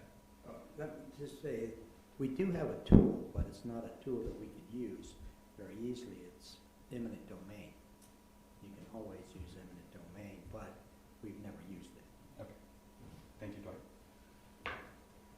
So as of today, we don't have an easy or, I don't know what the right word is, feasible plan forward to get all of these utilities buried in Paradise. So what tools do we have? One, we have public pressure and communication of demand for a safer, more resilient Paradise. And we definitely want to bring this attention to you as the council and the community at large, because we understand expectations are here, and right now with PG&E just going in the trench, we're still on the ground, because the idea is the entire community is underground without aerial facilities, without wooden utility poles next to the roadside edge. So with that, another option is to explore the potential of a competing superior service and a town-wide broadband system deployment, and I'll have more on this on the next agenda item. And lastly, utilizing the framework of an existing legal mechanism, the Rule 28 program, to require underground utilities along eligible roadways, and I'll talk more about that in a moment. So the Rural 28 program has been before the council before. In 2016, we created 2 districts, but essentially what it breaks down to is that there is a tariff set aside on electric fees that as customers we are already paying, and that goes into the Rural 28 program, and those tariff or the fees are being set aside for projects like we have in the Almond Street downtown area or Skyway out front, where we use those credits and initiate an underground utility district project, and PG&E then uses those credits to underground their facilities, and Comcast and AT&T do so thereafter at their own cost. Okay, so we also have our Chapter 1312 of the Paradise Municipal Code, which also outlines how underground utility districts work.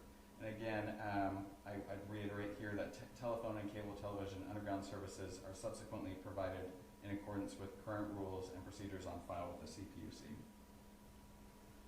So I mention only arterials and collectors on this agenda item because the Rural 28 program, the way it exists today is that the districts can't just be made everywhere because we feel like it. We have to file through the strict guidelines that are set forth in the law, and that's because these are programs paid through utility rates, and they must be in the general best interest of the public. So the criteria for creating an underground utility district through the Rural 28 program are as follows: eliminating an unusually heavy concentration of lines involving a street or high volume of public traffic, benefit a civic or public recreation area of unusual scenic interest, or be listed as an arterial or collector street in the Governor's Office of Planning and Research Guidelines, OPR. So again, this has been before you before. We have 2 active districts, one along Skyway here between Neal Road and Town Hall. And again, we created this in 2016, and we're still working towards that project. And then the 16-2 is very active and almost complete. That's in the downtown core. We created this to coordinate with our infrastructure projects that are planned in that area for later this year or early next year as well. So where are the rest of our arterials or collectors? If you can just picture what are our busiest and most commonly used roads in Paradise, the primary corridors of Skyway, Clark, Pence, Pearson, Elliott, Billy, Wagstaff, and so forth. So what we're proposing tonight is to facilitate a discussion about possibly creating an underground utility district 20-1, which would affect about 3,000 parcels that have properties along federal aid eligible arterials and collectors. We would then notify residents of the public hearing, again because it's publicly funded, it requires a public hearing. So we would set a date for that, which could be July 14th, 2020, and we would then adopt a resolution creating the district and establishing a deadline that these poles have to be underground by. And again, we could explore the implications of PG&E already undergrounding their infrastructure. At this time, we see that normally we would have to have credits available for the project to be implemented by PG&E, but with PG&E already voluntarily undergrounding their facilities, it is my belief at this time that the town of Paradise does not have to have any Rule 28 credits beyond what we're already facilitating in our existing projects for this effort, because Comcast and AT&T are legally required to participate in a Rule 28 district at their own cost, regardless if we have credits or not. The credits are for PG&E's work. So you're saying it is a Rule 20A, and that will cause them to go underground with PG&E? Correct. But we're not using our credits for it? Correct. We don't have to, and we wouldn't have the credits even if. But we're still doing the 20A? Correct. So it's a way to force them to do this along the arterials. Correct. But this Very is not. clever. Yeah. What about Merrill Road? So I believe Merrill Road actually is identified as a collector there, and so again we could further again talk about, I list the roads that would be included, but right now the way we see this as staff as an option to get some forward progress and move forward in this effort. Again, our understanding of the community and what this is all about is nothing else other than this picture here and getting people safe evacuation routes and a safer community, more resilient, learning from what we experienced as a community. So with that, we are recommending that we further explore the creation of Underground Utility District 20-1 encompassing all eligible arterials and collectors, set a public hearing date of July 14th, 2020. We would perform a mass public hearing notice. That would be our only cost in mailing these out to about 3,000 parcels. Again, no other financial impacts are anticipated at this time to the town of Paradise or its residents. I saw some media coverage of this item. There is no cost, no proposed fee to any residents at this time as a result of this action. So lastly, I want to close. We understand creating an underground utility district 20-1, our arterials and collectors, that's great, but that's not enough. That's not fully realizing our vision for the entire community to be done. So we're going to continue to work forward on that and bring more items to council's consideration and continue leading with PG&E, Comcast, AT&T, find a way to resolve this and get everybody on the same page and in the trench. But one other option we could consider also is filing a formal complaint with the California Public Utilities Commission, which could cite health and safety concerns of lack of action. And from there, from what I understand, it could trigger an alternative dispute resolution process to where we could get the right people at the same table at the right time to talk about this moving forward. So I see that as a potential tool we could also use concurrently. And with that, I'm here for any further questions. The other thing, Mark, I understand that if we were to have a plan to widen certain roads, that once PG&E abandons these poles and they belong to AT&T, if it's a road we're going to widen, PG&E or AT&T would have to bear the cost of moving those poles. Correct. So. But they wouldn't have to underground. They wouldn't have to underground, no. But the cost to move the poles would probably be more expensive than getting in the trench and undergrounding. And so, you know, This is the time. The trench is going to be open. The work is planned for the next 4 years. I feel like we can get there. But right now, as it stands, 1 year later, obviously we know we're not happy with where we're at, and so.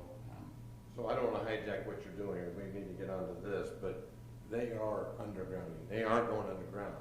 From the pole to the new homes. Correct. They are going underground. Correct. So they're playing this game of cat and mouse with us right now, and that's very disappointing. I don't want to get into that, but it's very disappointing to watch what they're doing and how they're playing this game. Well, by ordinance, we adopted last year, and the code upgrades, right, the service lines all have to be undergrounded. So they are doing. So they're doing that. We know Yes. they can, but they're still coming in aerially through town and have no plans to change course. You said you didn't want to get into it, but I do. I can't tell you how angry I was when I read the staff report.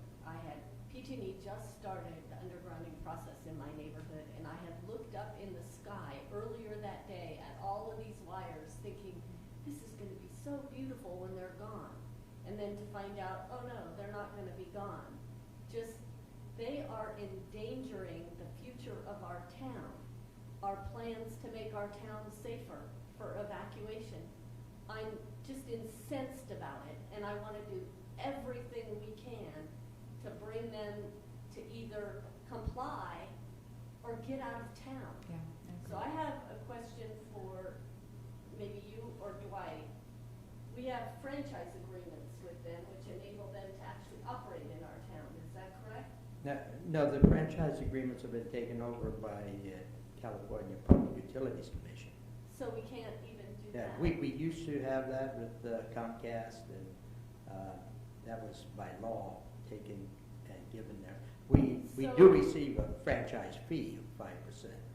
But the agreement's not with us. So if we were to develop our own fiber optics and this competitor, we couldn't say, get out of our town. We have a different option for our, what about the temporary nature of these poles? They're not permitted. Can we say these are unpermitted poles? Take them down. We never permitted them. Correct. Can I What say can we real do? quick, the one thing I'm concerned about, we're still building this town, and we still want our communications. We need it. Oh, I don't wanna do it now. I wanna do it after I we get have it. an alternative. I get it, we don't have that yet. So, I mean, unfortunately, we're stuck with Comcast and AT&T and playing their silly game. But I'm hoping they're listening, and I don't want them to think that we feel stuck. There are things that we can do, and I want them to know In the future, that we are. we're willing to do whatever we can in the future to get them to either comply or to come up with our own alternative and get rid of them. I want them to know we're serious. And my understanding too is AT&T can't pull out. They're mandated to be here. So I can't confirm that, but I know, again, to address Ms. Jones's comments there too, the formal complaint process would help us possibly answer these questions and get some forward progress here. Let's do it. Let's do it. Yep. So can we give direction for staff to do that, to make that formal complaint request? Well, it's not on the agenda. That's right not now. on the agenda. We can't do that at this Can point. we ask you to bring it back next month? Yeah, I'd be glad to. I can. We'll get into that when we ask for things in the future. But let's talk about this. Where do we want to go with this? I'll move approval of, well, are there public comments on it? Yeah, that's what I was just going to ask. No comments, nothing either? I did not receive any email comments, and we have had no phone calls. Okay. before you do that, Okay. let me just ask one. So there's no detriment to us approving this now and to make it more stringent later, or so there's nothing here that would prevent us from forcing it throughout the town or what have you later by approving this? Not to my knowledge, no. This is, the best way to think of this is a tool we have today. And we can certainly expand upon it if we're permitted to do so. I would like to make sure that there's language in whatever it is that you send out to the community to explain to them that this is not, that they will not incur any fees on this, because I know that that's something, when they hear the word district and they Yeah. have, We can work with Blue Flamingo and our messaging on the notice of public hearing to make sure that we state this in the clearest sense, because we will be notifying over 3,000 parcels of a public hearing. At the very top, Yeah. before they even read anything Yeah. else. Understood. And when you guys talk to people, I mean, we were clearly told in our meetings that fiber optic was going throughout our whole town. Yep. I remember that. I mean, that was something Absolutely. that we announced, we even clapped over it. I remember us clapping over it. That's not true. That's not happening. We're not getting fiber optic in this town like they promised us. We're getting it to parts of the town, but not all of the town. I'm paying for a service I'm not getting at my house right now. I'm paying for, I don't even know what it is, but it's supposed to be 100 and I'm getting 60. So anyway, what I'm saying by that is, we need to be able to message out to people that we're not getting what we were told we were gonna get from the beginning. Well, and you've got, if AT&T hopefully is listening, I have on my phone a clip from a December 8th meeting at Laxton Hall, where Alice from AT&T came to this council chamber, and then about 2 weeks later, the supervisor said they had no idea that everything was temporary.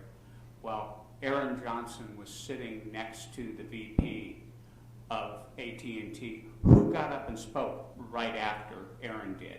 So the claims that they're giving that they had no idea is false. And then after that followed Comcast. But Okay, thank you.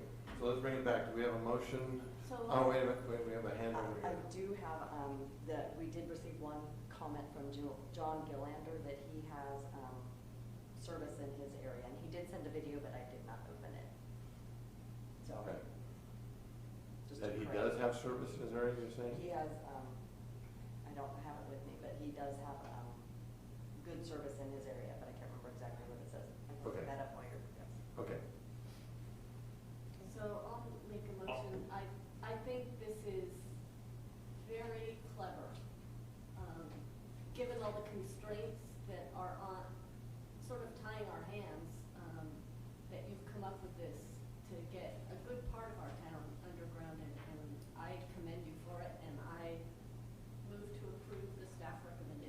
I'll second. Motion by Jones, seconded by Schuster to approve the staff recommendation. Vice Mayor Crowder. Aye. Councilmember Jones. Aye. Councilmember Schuster. Aye. Councilmember Cigalolo. Aye. And Mayor Boland. Aye. So under future items, when we get to that, we're gonna have some things to bring up for our next meeting, so. I'm sorry. Okay. 6D, consider concurring with the staff recommendations for a firm to perform services related to the town, Paradise Broadband feasibility study. Thank you, Mayor Boland. Again, as stated in the prior agenda item, we're looking at every tool in our box, and public pressure, creating a district, using everything we can. But the third option as well that we can move forward is look at what can we do as the town of Paradise to better serve our community in this capacity. So with that, let me jump into this PowerPoint, I'm sorry. Our long-term recovery plan identified fiber optic broadband service in Paradise. It's been a priority in the community even before the fire, but we definitely have an opportunity here to look at a town-wide broadband network as a potential to distinguish itself as a destination for telecommuting, telemed, healthcare, and critical economic activity. So we issued a request for proposals because us as staff, this is not our area of expertise. We need some guidance, and that can come in the area of a feasibility study. So we issued a request for proposals on what a broadband network for the town of Paradise look like. We issued this RFP on April 30th, and we asked them for a specific scope of work that they submitted their proposals upon. Evaluating current and future demand, considering opportunities to pursue a broader regional approach, what infrastructure exists today and what will we need in the future to provide this service. Help us with an RFI, request for information, to look at potential internet service providers that be interested in coming into the town of Paradise for this opportunity. Funding options and other tasks as necessary to help us get through an environmental review process if we were to physically make a decision and start deploying a project. So we received 3 proposals from HR Green of Corona, California, Mission Broadband of Bangor, Maine, and the Geographical Information Center of Chico, California. Our evaluation committee of these proposals consisted of the Disaster Recovery Director, our new Capital Projects Manager, and a member of the Paradise Chamber of Commerce to help provide some independent and stakeholder input to the consultant selection process. So with that, following discussion by the committee, a unanimous decision was reached to recommend the Geographical Information Center of Chico, California. They have experienced staff, innovative ideas, and historical knowledge and familiarity with the industry and region, in which all helps set them apart in their proposal. Their scope of work is complete and can be completed on time with, again, I can't emphasize enough how urgent this feasibility study is for us, and so we asked them for a deliverable of the completed product by the October council meeting to come before you and tell you what they found in their study. So I just wanted to take a few minutes because this can be Greek to all of us about what a potential broadband feasibility study would actually do and deliver. So again, I'm going to just highlight their scope of work. They will do a town-wide survey to help assess the business and community need for broadband in Paradise, identify current and future demand, smart city assessment, recommendations, ISP research that can potentially participate in a project like this. They'll do an asset inventory of current and projected providers, technology, speeds, town-owned assets, PG&E deployment maps and plans based on information and data provided from encroachment permits, public and private right-of-way assessments to identify areas of opportunities and synergistic activities for cost assessment, and high-level fiber optic network design. What would this physically look like? How do we get service into Paradise and deploy it in the trenches throughout town? Estimated deployment, operation, maintenance, what would that look like of a fiber optic network, especially if it was facilitated by the town of Paradise. Assessment of partnership approaches for deployment, operations, and maintenance of the fiber optic network. Local and regional opportunity identification, evaluation. and so forth. Recommendations for economic development opportunities locally and regionally. We can't emphasize enough how there is so much potential for a product like this to really distinguish Paradise as unique and a destination to come and live and do your business here. So, cost proposal, we've received the GIC's proposal and found their estimate of $79,080 to be reasonable considering the scope of work ahead. In April 2020, the North Valley Community Foundation through the Butte Strong Fund provided a $50,000 grant. This was when we approached them with the idea of doing this feasibility study and funding the project. We weren't quite sure, obviously, how much it would cost because we didn't have proposals yet. I've been in touch with the North Valley Community Foundation, and they have instructed or advised that they will have a response back to me by the end of the week or early next week if they're able to fund the shortfall for this project. So our recommendation to Town Council tonight is a little different as presented in the agenda, but award the Paradise Broadband feasibility study to the Geographical Information Center, contingent upon the town's ability to secure additional grant funds shortly, and authorize the town manager to execute a professional services agreement. And with that, I'd be glad to answer any questions. So you said they're going to assess needs. I mean, obviously, our needs today are not what our needs are down the road. So when you say assess needs, future projections, possibility, yep, possibility, what growth, total growth would look like. Correct. Okay. Our fullest potential. Okay. That's our mission. Are there funds available if they choose not to?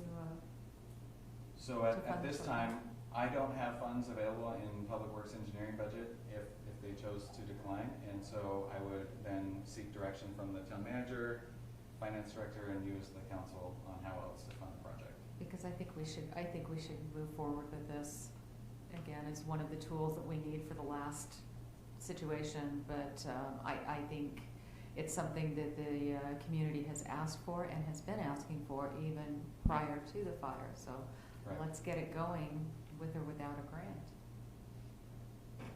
Any comments from the public?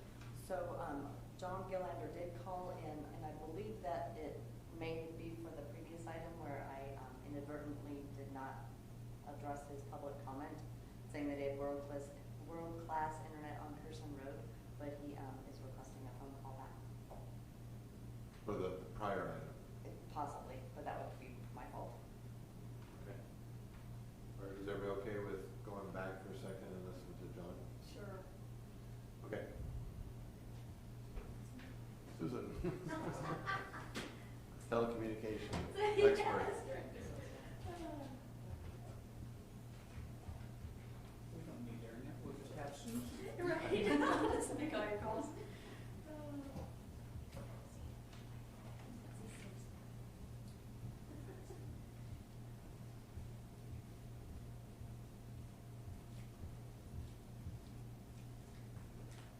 Hi, is this John? This one, okay, perfect. So, I'm going to put you on speakerphone in just a second, and if you'll give the council your name and your property address, and I'll clarify with them that you are speaking on the current item, and you'll have 3 minutes to address them, okay?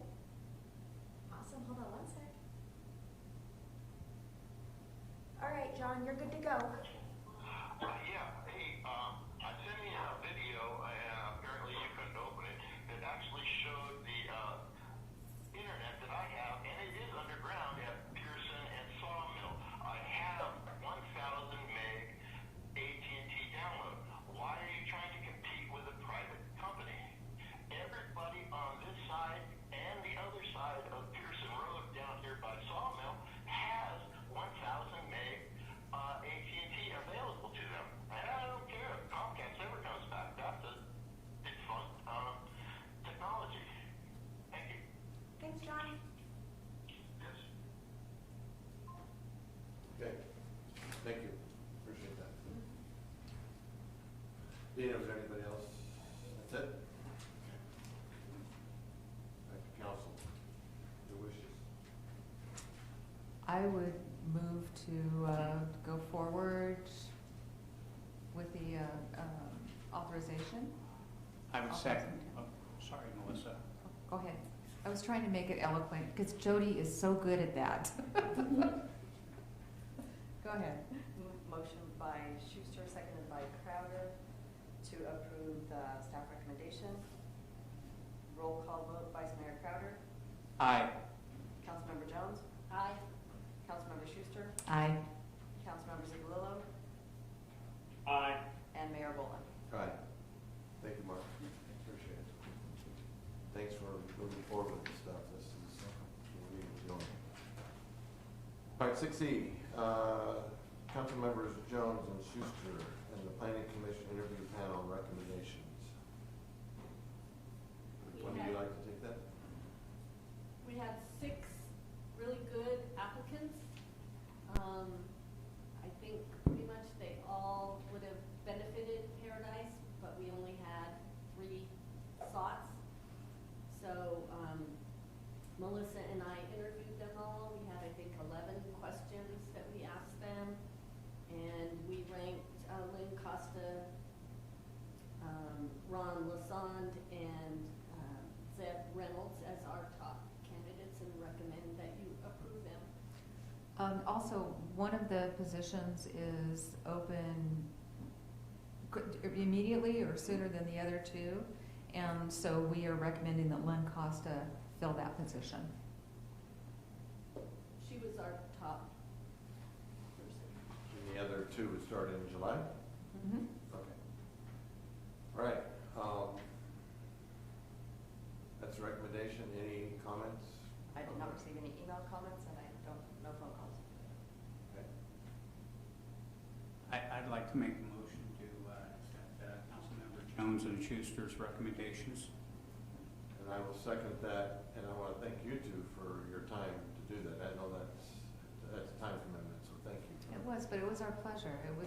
It felt really good to have people that were engaged in the community and wanting to be a part of our growth. Absolutely. Yeah. Good. So, motion by Crowder, seconded by Boland. Roll call vote, Vice Mayor Crowder, Aye. Councilmember Jones, Aye. Councilmember Schuster, Aye. Councilmember Zuccolillo, Aye. and Mayor Boland. Aye. Motion passes. Okay, 6F, consider directing staff to issue a request for proposal for professional investment portfolio management. Tina. Thank you. Good evening, Mayor Boland and council members. So tonight, just wanted to start a conversation and start preparing for the PG&E settlement that's expected to be received in October 2020. So, as we all know, the Camp Fire of 2018 had a tremendous impact on the financial stability of the town of Paradise. Obviously, the homes, businesses, and commerce that were destroyed as part of the fire were our primary revenue source for providing services to the town. So, again, dramatic impacts to our long-term financial stability. Currently, our services are being funded and backfilled by the state of California and by insurance proceeds, but those activities will end as of the end of next fiscal year.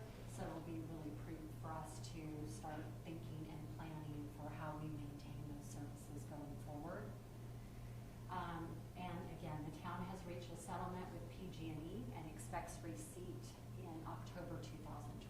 So just time for us to start talking and planning for those receipts. So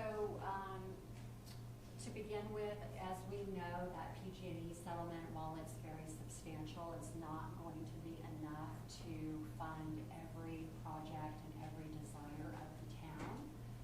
We believed early on that primarily it would be used to fund to maintain critical public services. And of course, more analysis will be needed as we continue to recover and as homes are rebuilt. But it would be prudent for us to be cautious in that plan and making sure that we are segregating appropriate funds to maintain the services. So municipalities are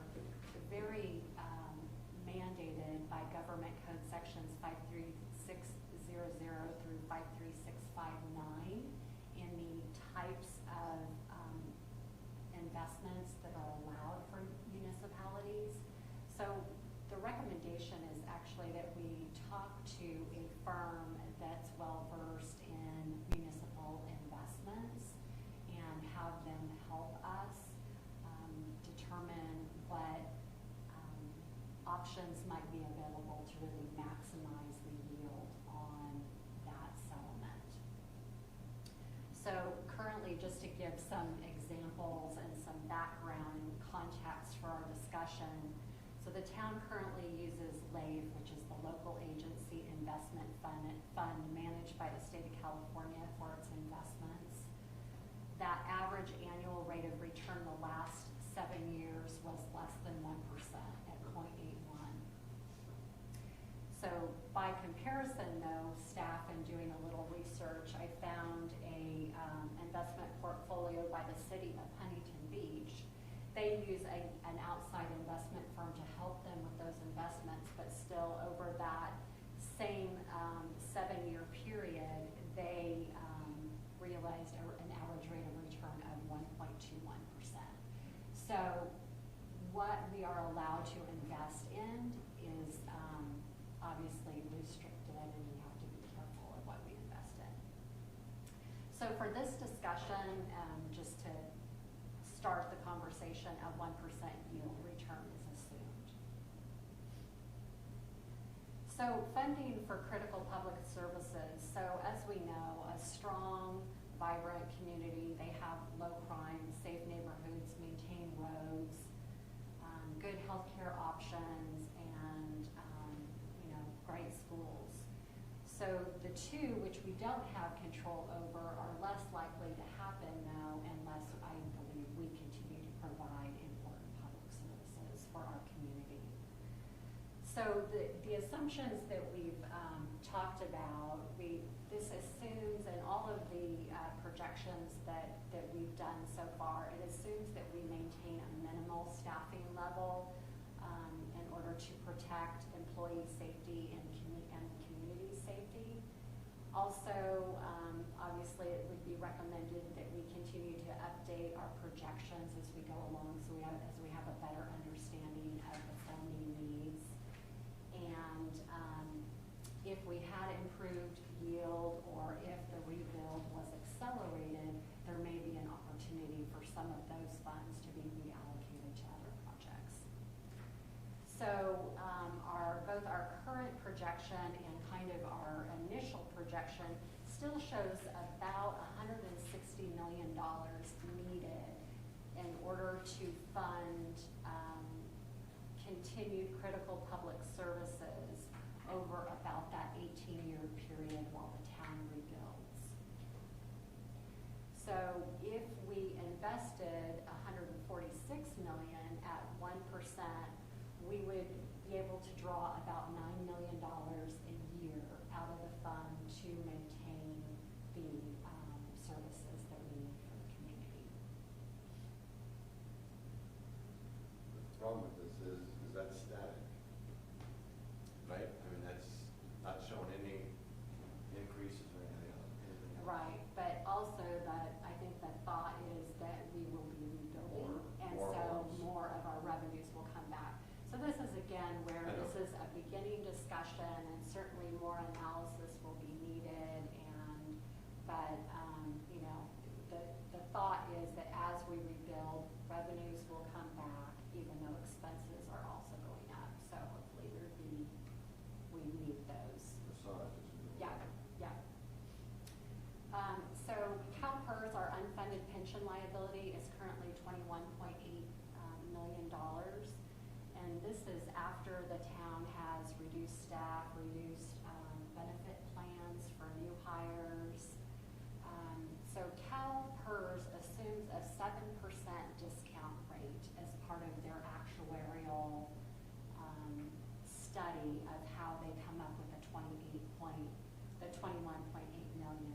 And what that means is that they expect, on average, to have a rate of return on their investments of 7%.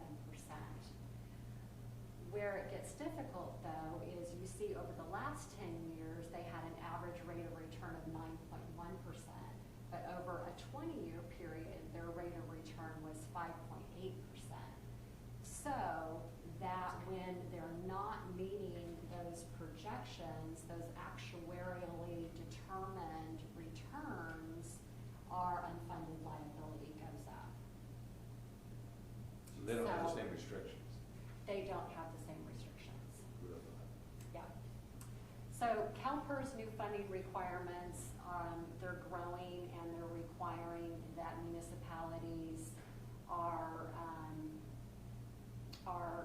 that we fund that unfunded liability on a more aggressive basis than they required to in the past. And so what we're seeing is that those contribution requirements are going up every year, and obviously that puts a squeeze on our operating budget.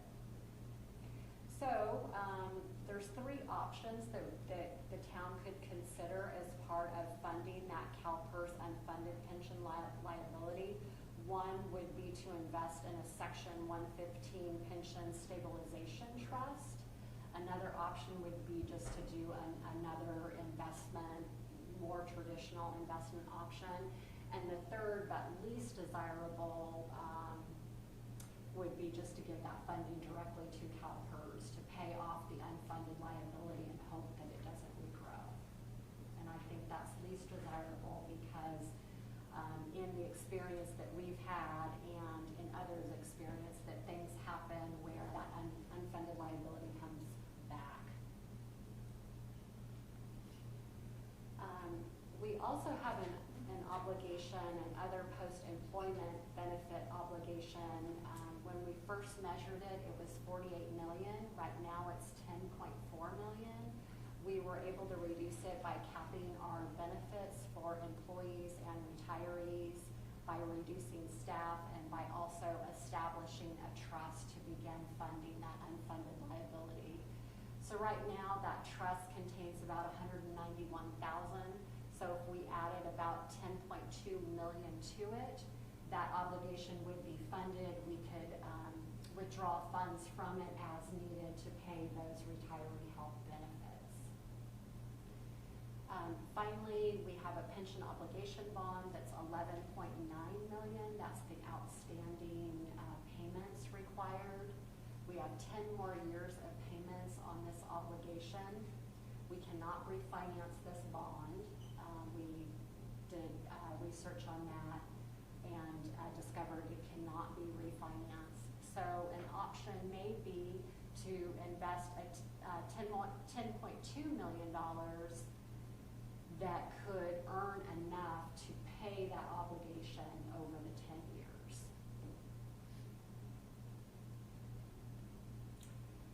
So one of the other items for the council to consider is the obligation, the commitment that the town has made to fund our hazard mitigation grant program. So we have several important grant projects that we're hoping to bring forward, that we're hoping to be awarded. That commitment is it has a 25% match, a total of about $5.4 million, and you can see listed here all of those important projects that would do a lot in the town's recovery, including tree removal and helping residents with making improvements to their homes, bringing them up to WUI standards. So that match could be important to set aside.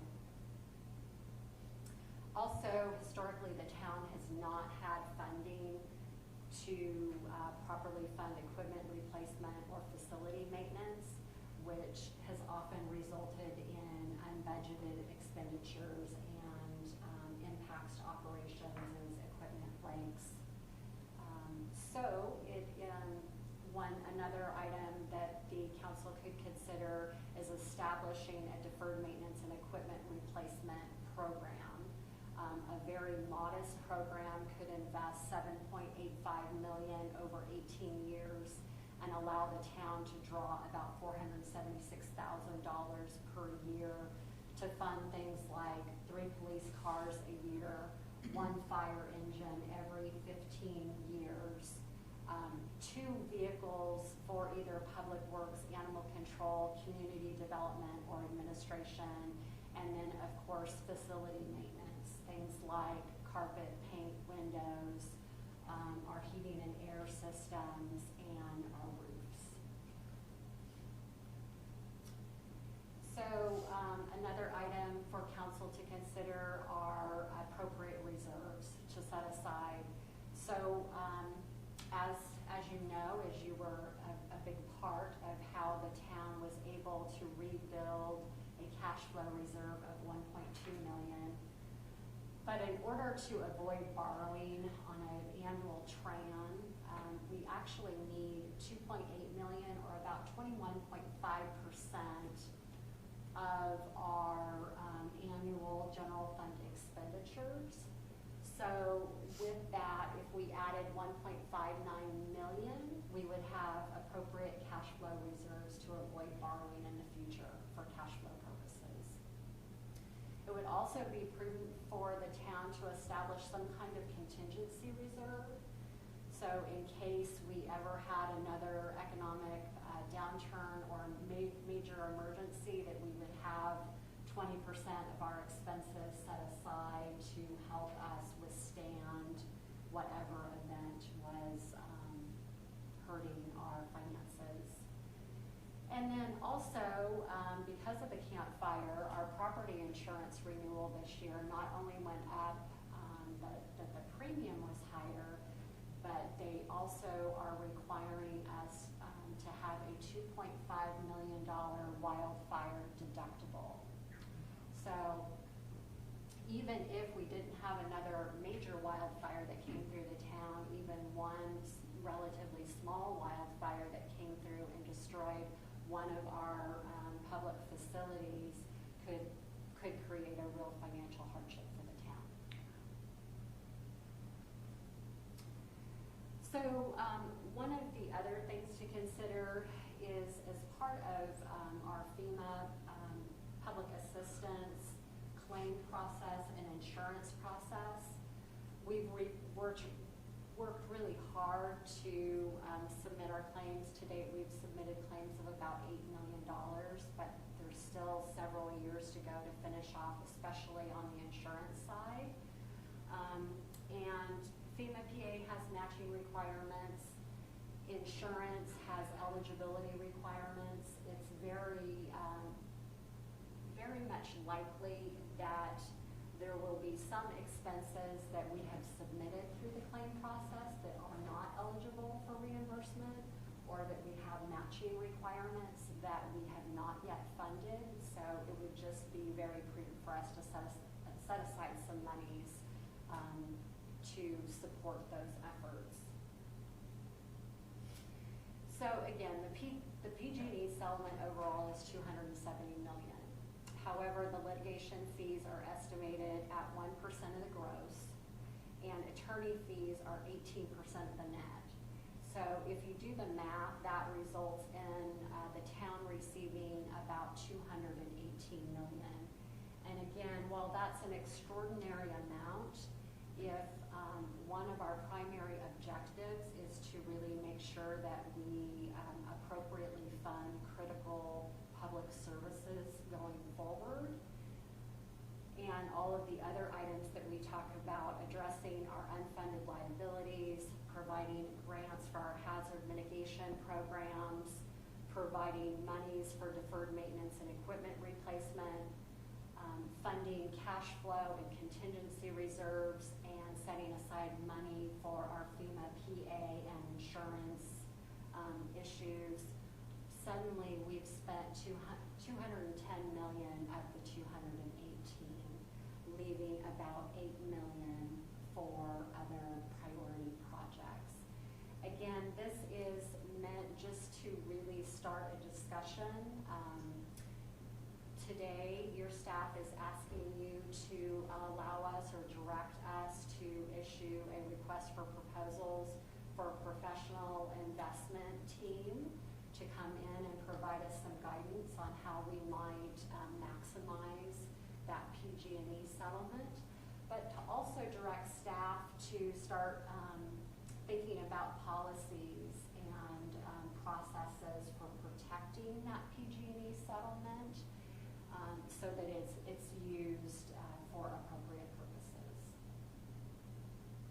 So with that, if I could answer any questions. Gina, I just want to say thank you for the work that you've done. I know that this was a tremendously heavy lift, and presenting it in the way that you do makes it a lot easier. And I also appreciate your conservative nature. I think it's really important for this community, and has served us so well to have that conservative mind. Thank you. Thank you. It's my pleasure. I'd like to echo that. This is very, very complicated, and as usual in your presentation, you make it so clear that I can understand it, and I'm not very good at this, so thank you very much. Thank you. I appreciate it. Thank you, Gina. I echo all that. You know how much I appreciate your concern. Thank you. A couple questions. Yeah. Your 210, I mean, that's obviously with no investments, gaining investments, that's just So saying. it assumes a 1% investment yield on various pots of monies that could But be that's not in the investment. 210 that you had in that thing there. That's just, money is what it is. We're gonna set it Yeah. aside. That's what we have set aside. Yeah. Okay. Now, you made a comment that your payoff is, you don't think paying off those obligations is a good idea. Can you Well, explain that? Sure. I think we were talking specifically about the pension, the unfunded liability Right. for CalPERS pension. Isn't it their issue then if we do pay it off? It is, but unfortunately, something similar happened when we did the pension obligation bond. We took out a bond to fund the unfunded liability through PERS. It provided savings to the town because we were paying less in contributions to them. But unfortunately, because of the timing of it, we did it in 2007, right before the recession hit. So about a third of that value that we gave to them was lost. So I'm just suggesting, and that may be what the council decides to do, I'm just suggesting study it a little bit before you make that decision.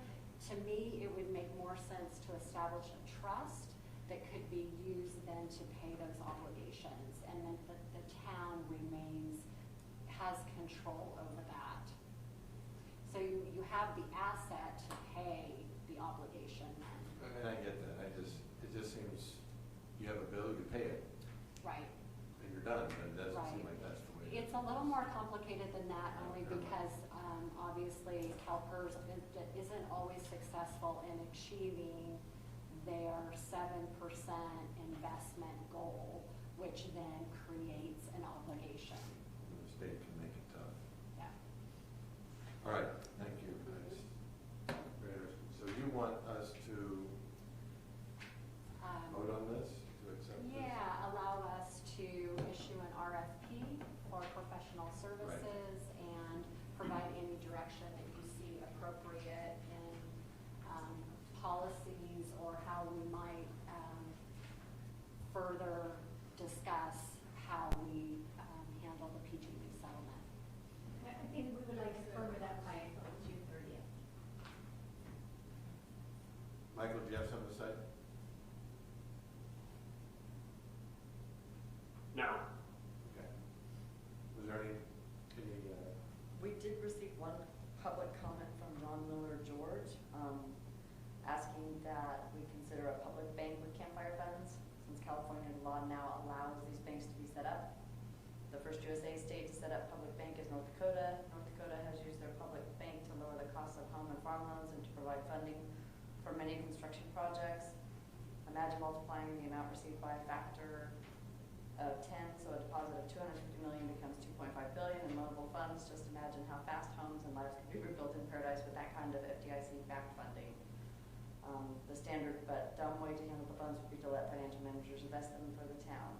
However, Wall Street investments carry low returns unless you are willing to take high risk. Much better to have the tax base of the town restored by building homes to get the population back. There can be no business recovery without the population returning to paradise, which means every year wasted is another year of budget cuts. Please be smart in your RFP for funds management and include a public bank option. Thank you for your attention, John Miller George.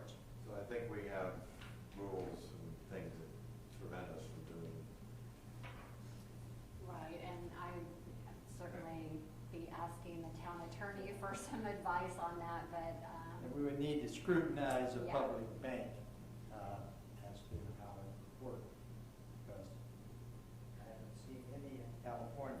I actually looked into that a little bit, into North Dakota's. North Dakota's public bank was founded in 1919. And so their assets are considerable now because it was funded in 1919. Honestly, 270 million, especially since we can't use all of that, would not be sufficient to provide a public bank. I think that we could accomplish something similar through a grant program. Okay, thank you. What's the wishes of the council? I'll move approval of the staff recommendation. I'll second. Motion by Jones, seconded by Schuster to approve the staff recommendation. Vice Mayor Crowder. Aye. Councilmember Jones. Aye. Councilmember Schuster. Aye. Councilmember Zakulula. Aye. And Mayor Boland. Aye. Thank you. Okay, council initiated agenda items. Oh, gosh. I mean, you have one, or? I have no, yes, nothing coming up. Okay.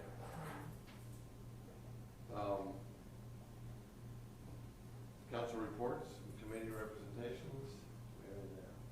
Want to shut down and listen? Sure. Although I usually write these things down so I don't forget. Let me, League of California Cities, we were planning to have the division meeting in Paradise on July 24th. That's still up in the air. I think we're going to meet next week to decide if that's something that we can do. Really proud of, I would really be proud to be able to invite the League of California Cities Division back to Paradise. They were here last year, and show off our accomplishments. Let's see, what else? Butte County Mosquito and Vector Control District, I've got a meeting tomorrow, but as of last month, we were concerned about mosquitoes, especially after the last few rains. There are still lots of places for mosquitoes to breed within the burn scar. And it's just important that everybody be aware and protect yourselves, and because the last thing we need is a pandemic from a vector-borne disease. Let's see, I met with the Hope Plaza folks, and we're hoping to, or they are hoping to have some signage around Hope Plaza, so we'll look forward to seeing that, some beautiful images of what Hope Plaza will look like. And I think that's it. Do they have a projected date of starting or anything? Probably first quarter 2021. Okay. Yeah, it's looking good, but we want to at least, or they want to at least show people that stuff is happening. So we'll put up a protective fence and put up some beautiful images, and that should be happening. Good. I attended both the Butte County Association of Governments and the Air Quality Management District. The one interesting thing, I think, to Paradise, and under normal circumstances it's probably not that interesting, is the regional housing needs process that BCAG is required by state law to do every 8 years. I believe it's 8 years. And what this is the Department of Finance gives out population targets, and the local regional agency has to develop criteria and a process for divvying out those population targets to all the local jurisdictions.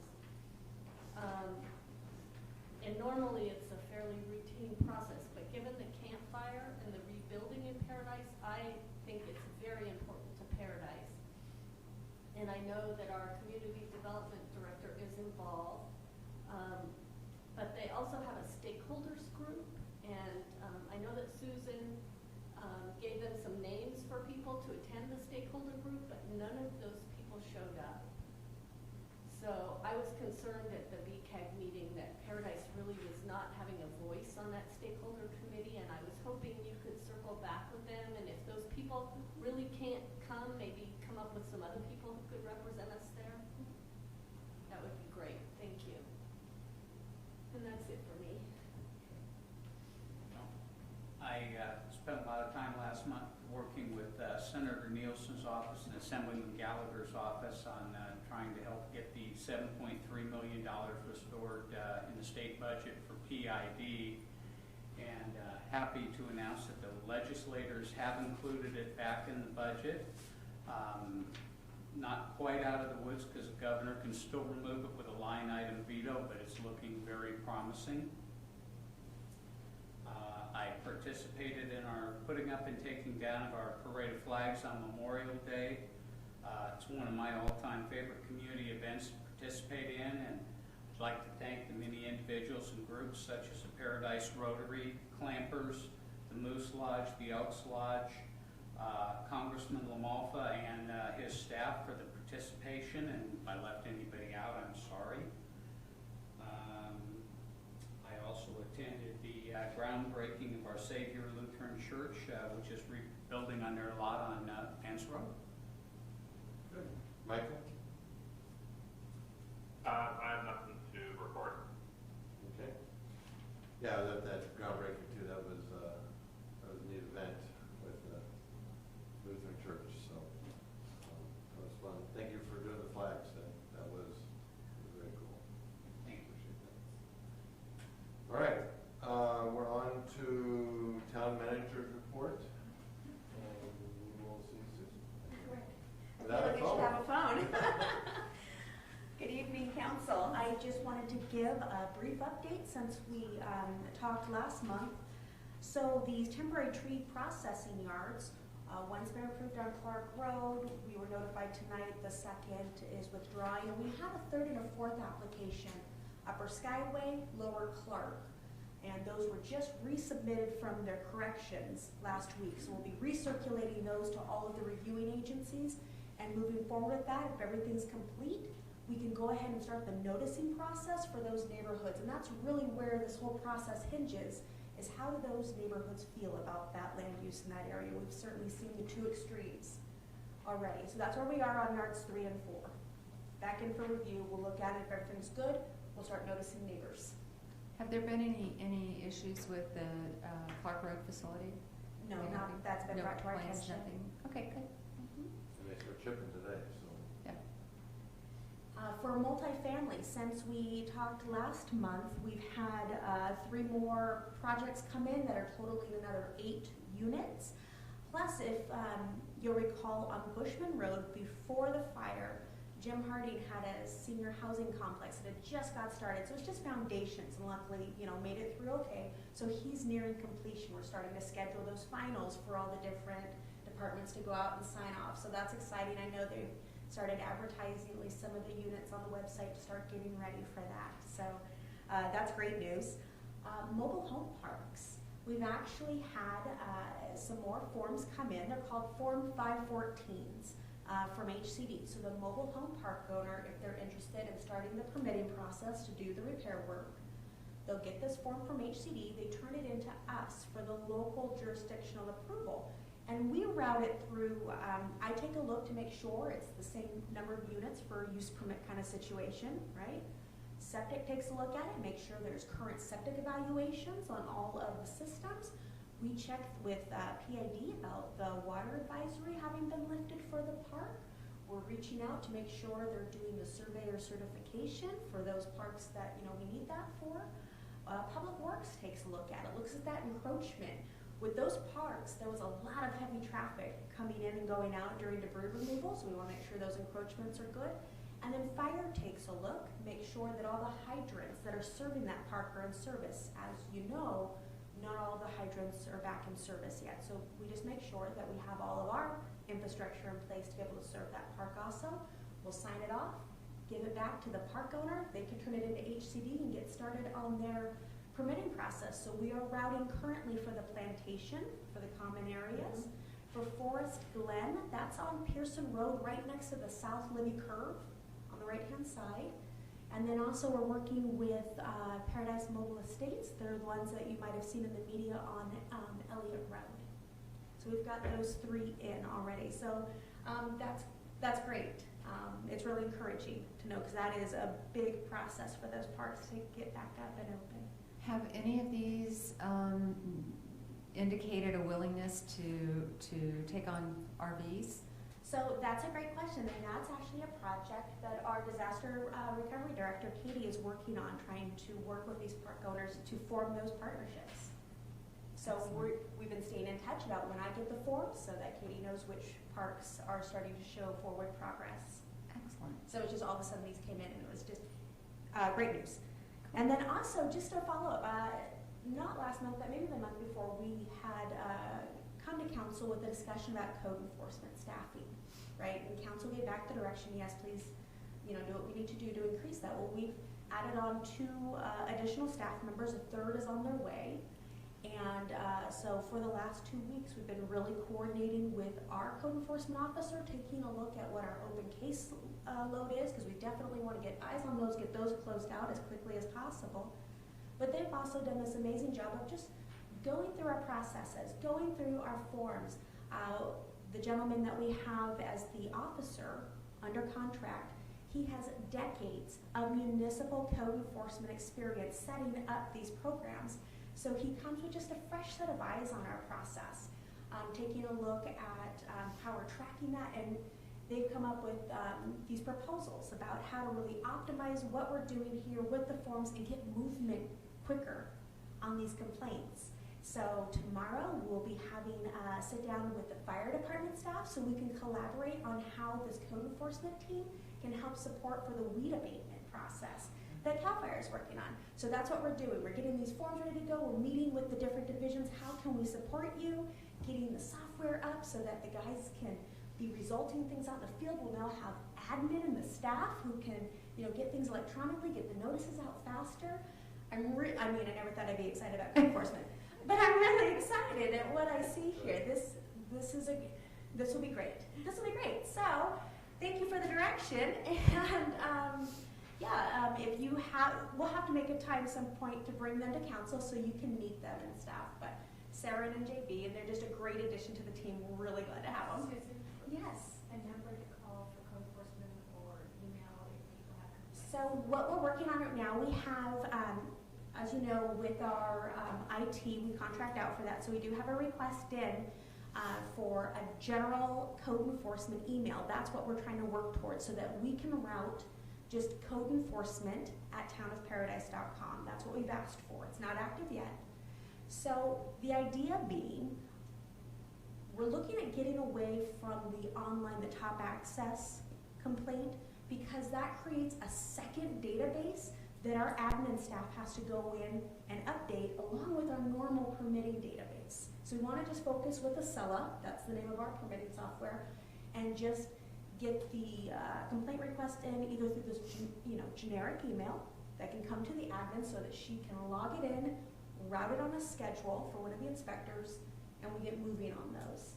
And so we'll be able to do a media release on that when that's up and running. We have a request in also for additional phones for those officers so that we can advertise a call-in number for the admin staff so people can be calling in during the day and talk to that department with a person who's actually staffed there. So we don't have in that the yet. day. We don't have a number yet. We don't. Like, I know what the number is, or going to be, Okay. but there's no phone that's actually connected yet. Okay. Yeah. Good. But we will have it. We will Excellent. advertise it. Great job. So, is there any specific projects that you guys had questions on, or anything that you've heard of? If I dare ask. Okay. Thank you. Thank you. Thanks. So I missed future agenda items. I skipped right past that. I have one. Okay.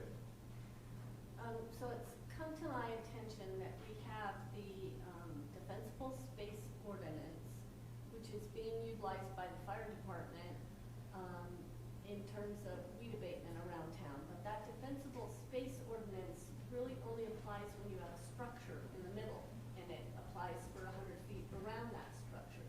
We we have a ton of vacant lots in town without structures on them, and we don't have a weed abatement ordinance.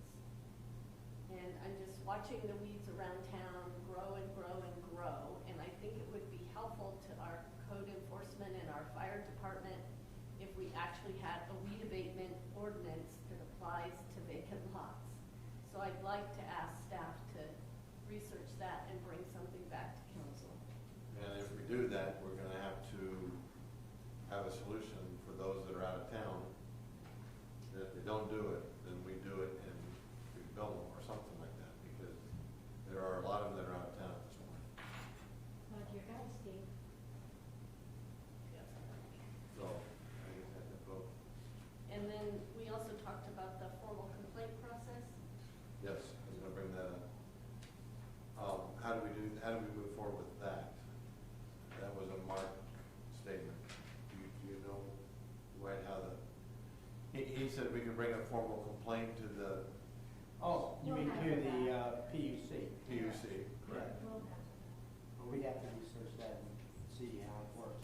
Okay. It needs to be done, but it'd have to be authorized by the town council. So bring it back to the next meeting. If we could bring that to the next meeting, and then you also mentioned eminent domain as something we have not used, but could be used. I don't know if you meant that. The problem with eminent domain is you have to spend money.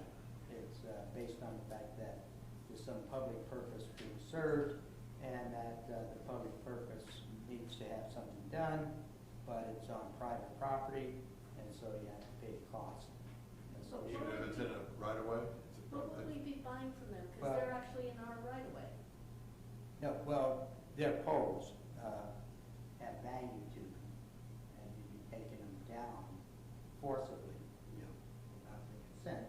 You have to get a court to order it, and you pay the cost associated with having those poles relocated.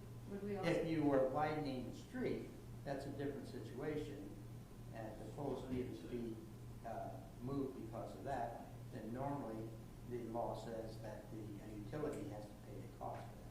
Would we also be responsible for the cost of pulling their cable for them? Through the conduit? I'm not certain, because that's an unusual thing to have done, I don't know what the cost would be, but I'm sure that if you requested that kind of action on the part of AEP, would look at trying to put all the costs on. Okay.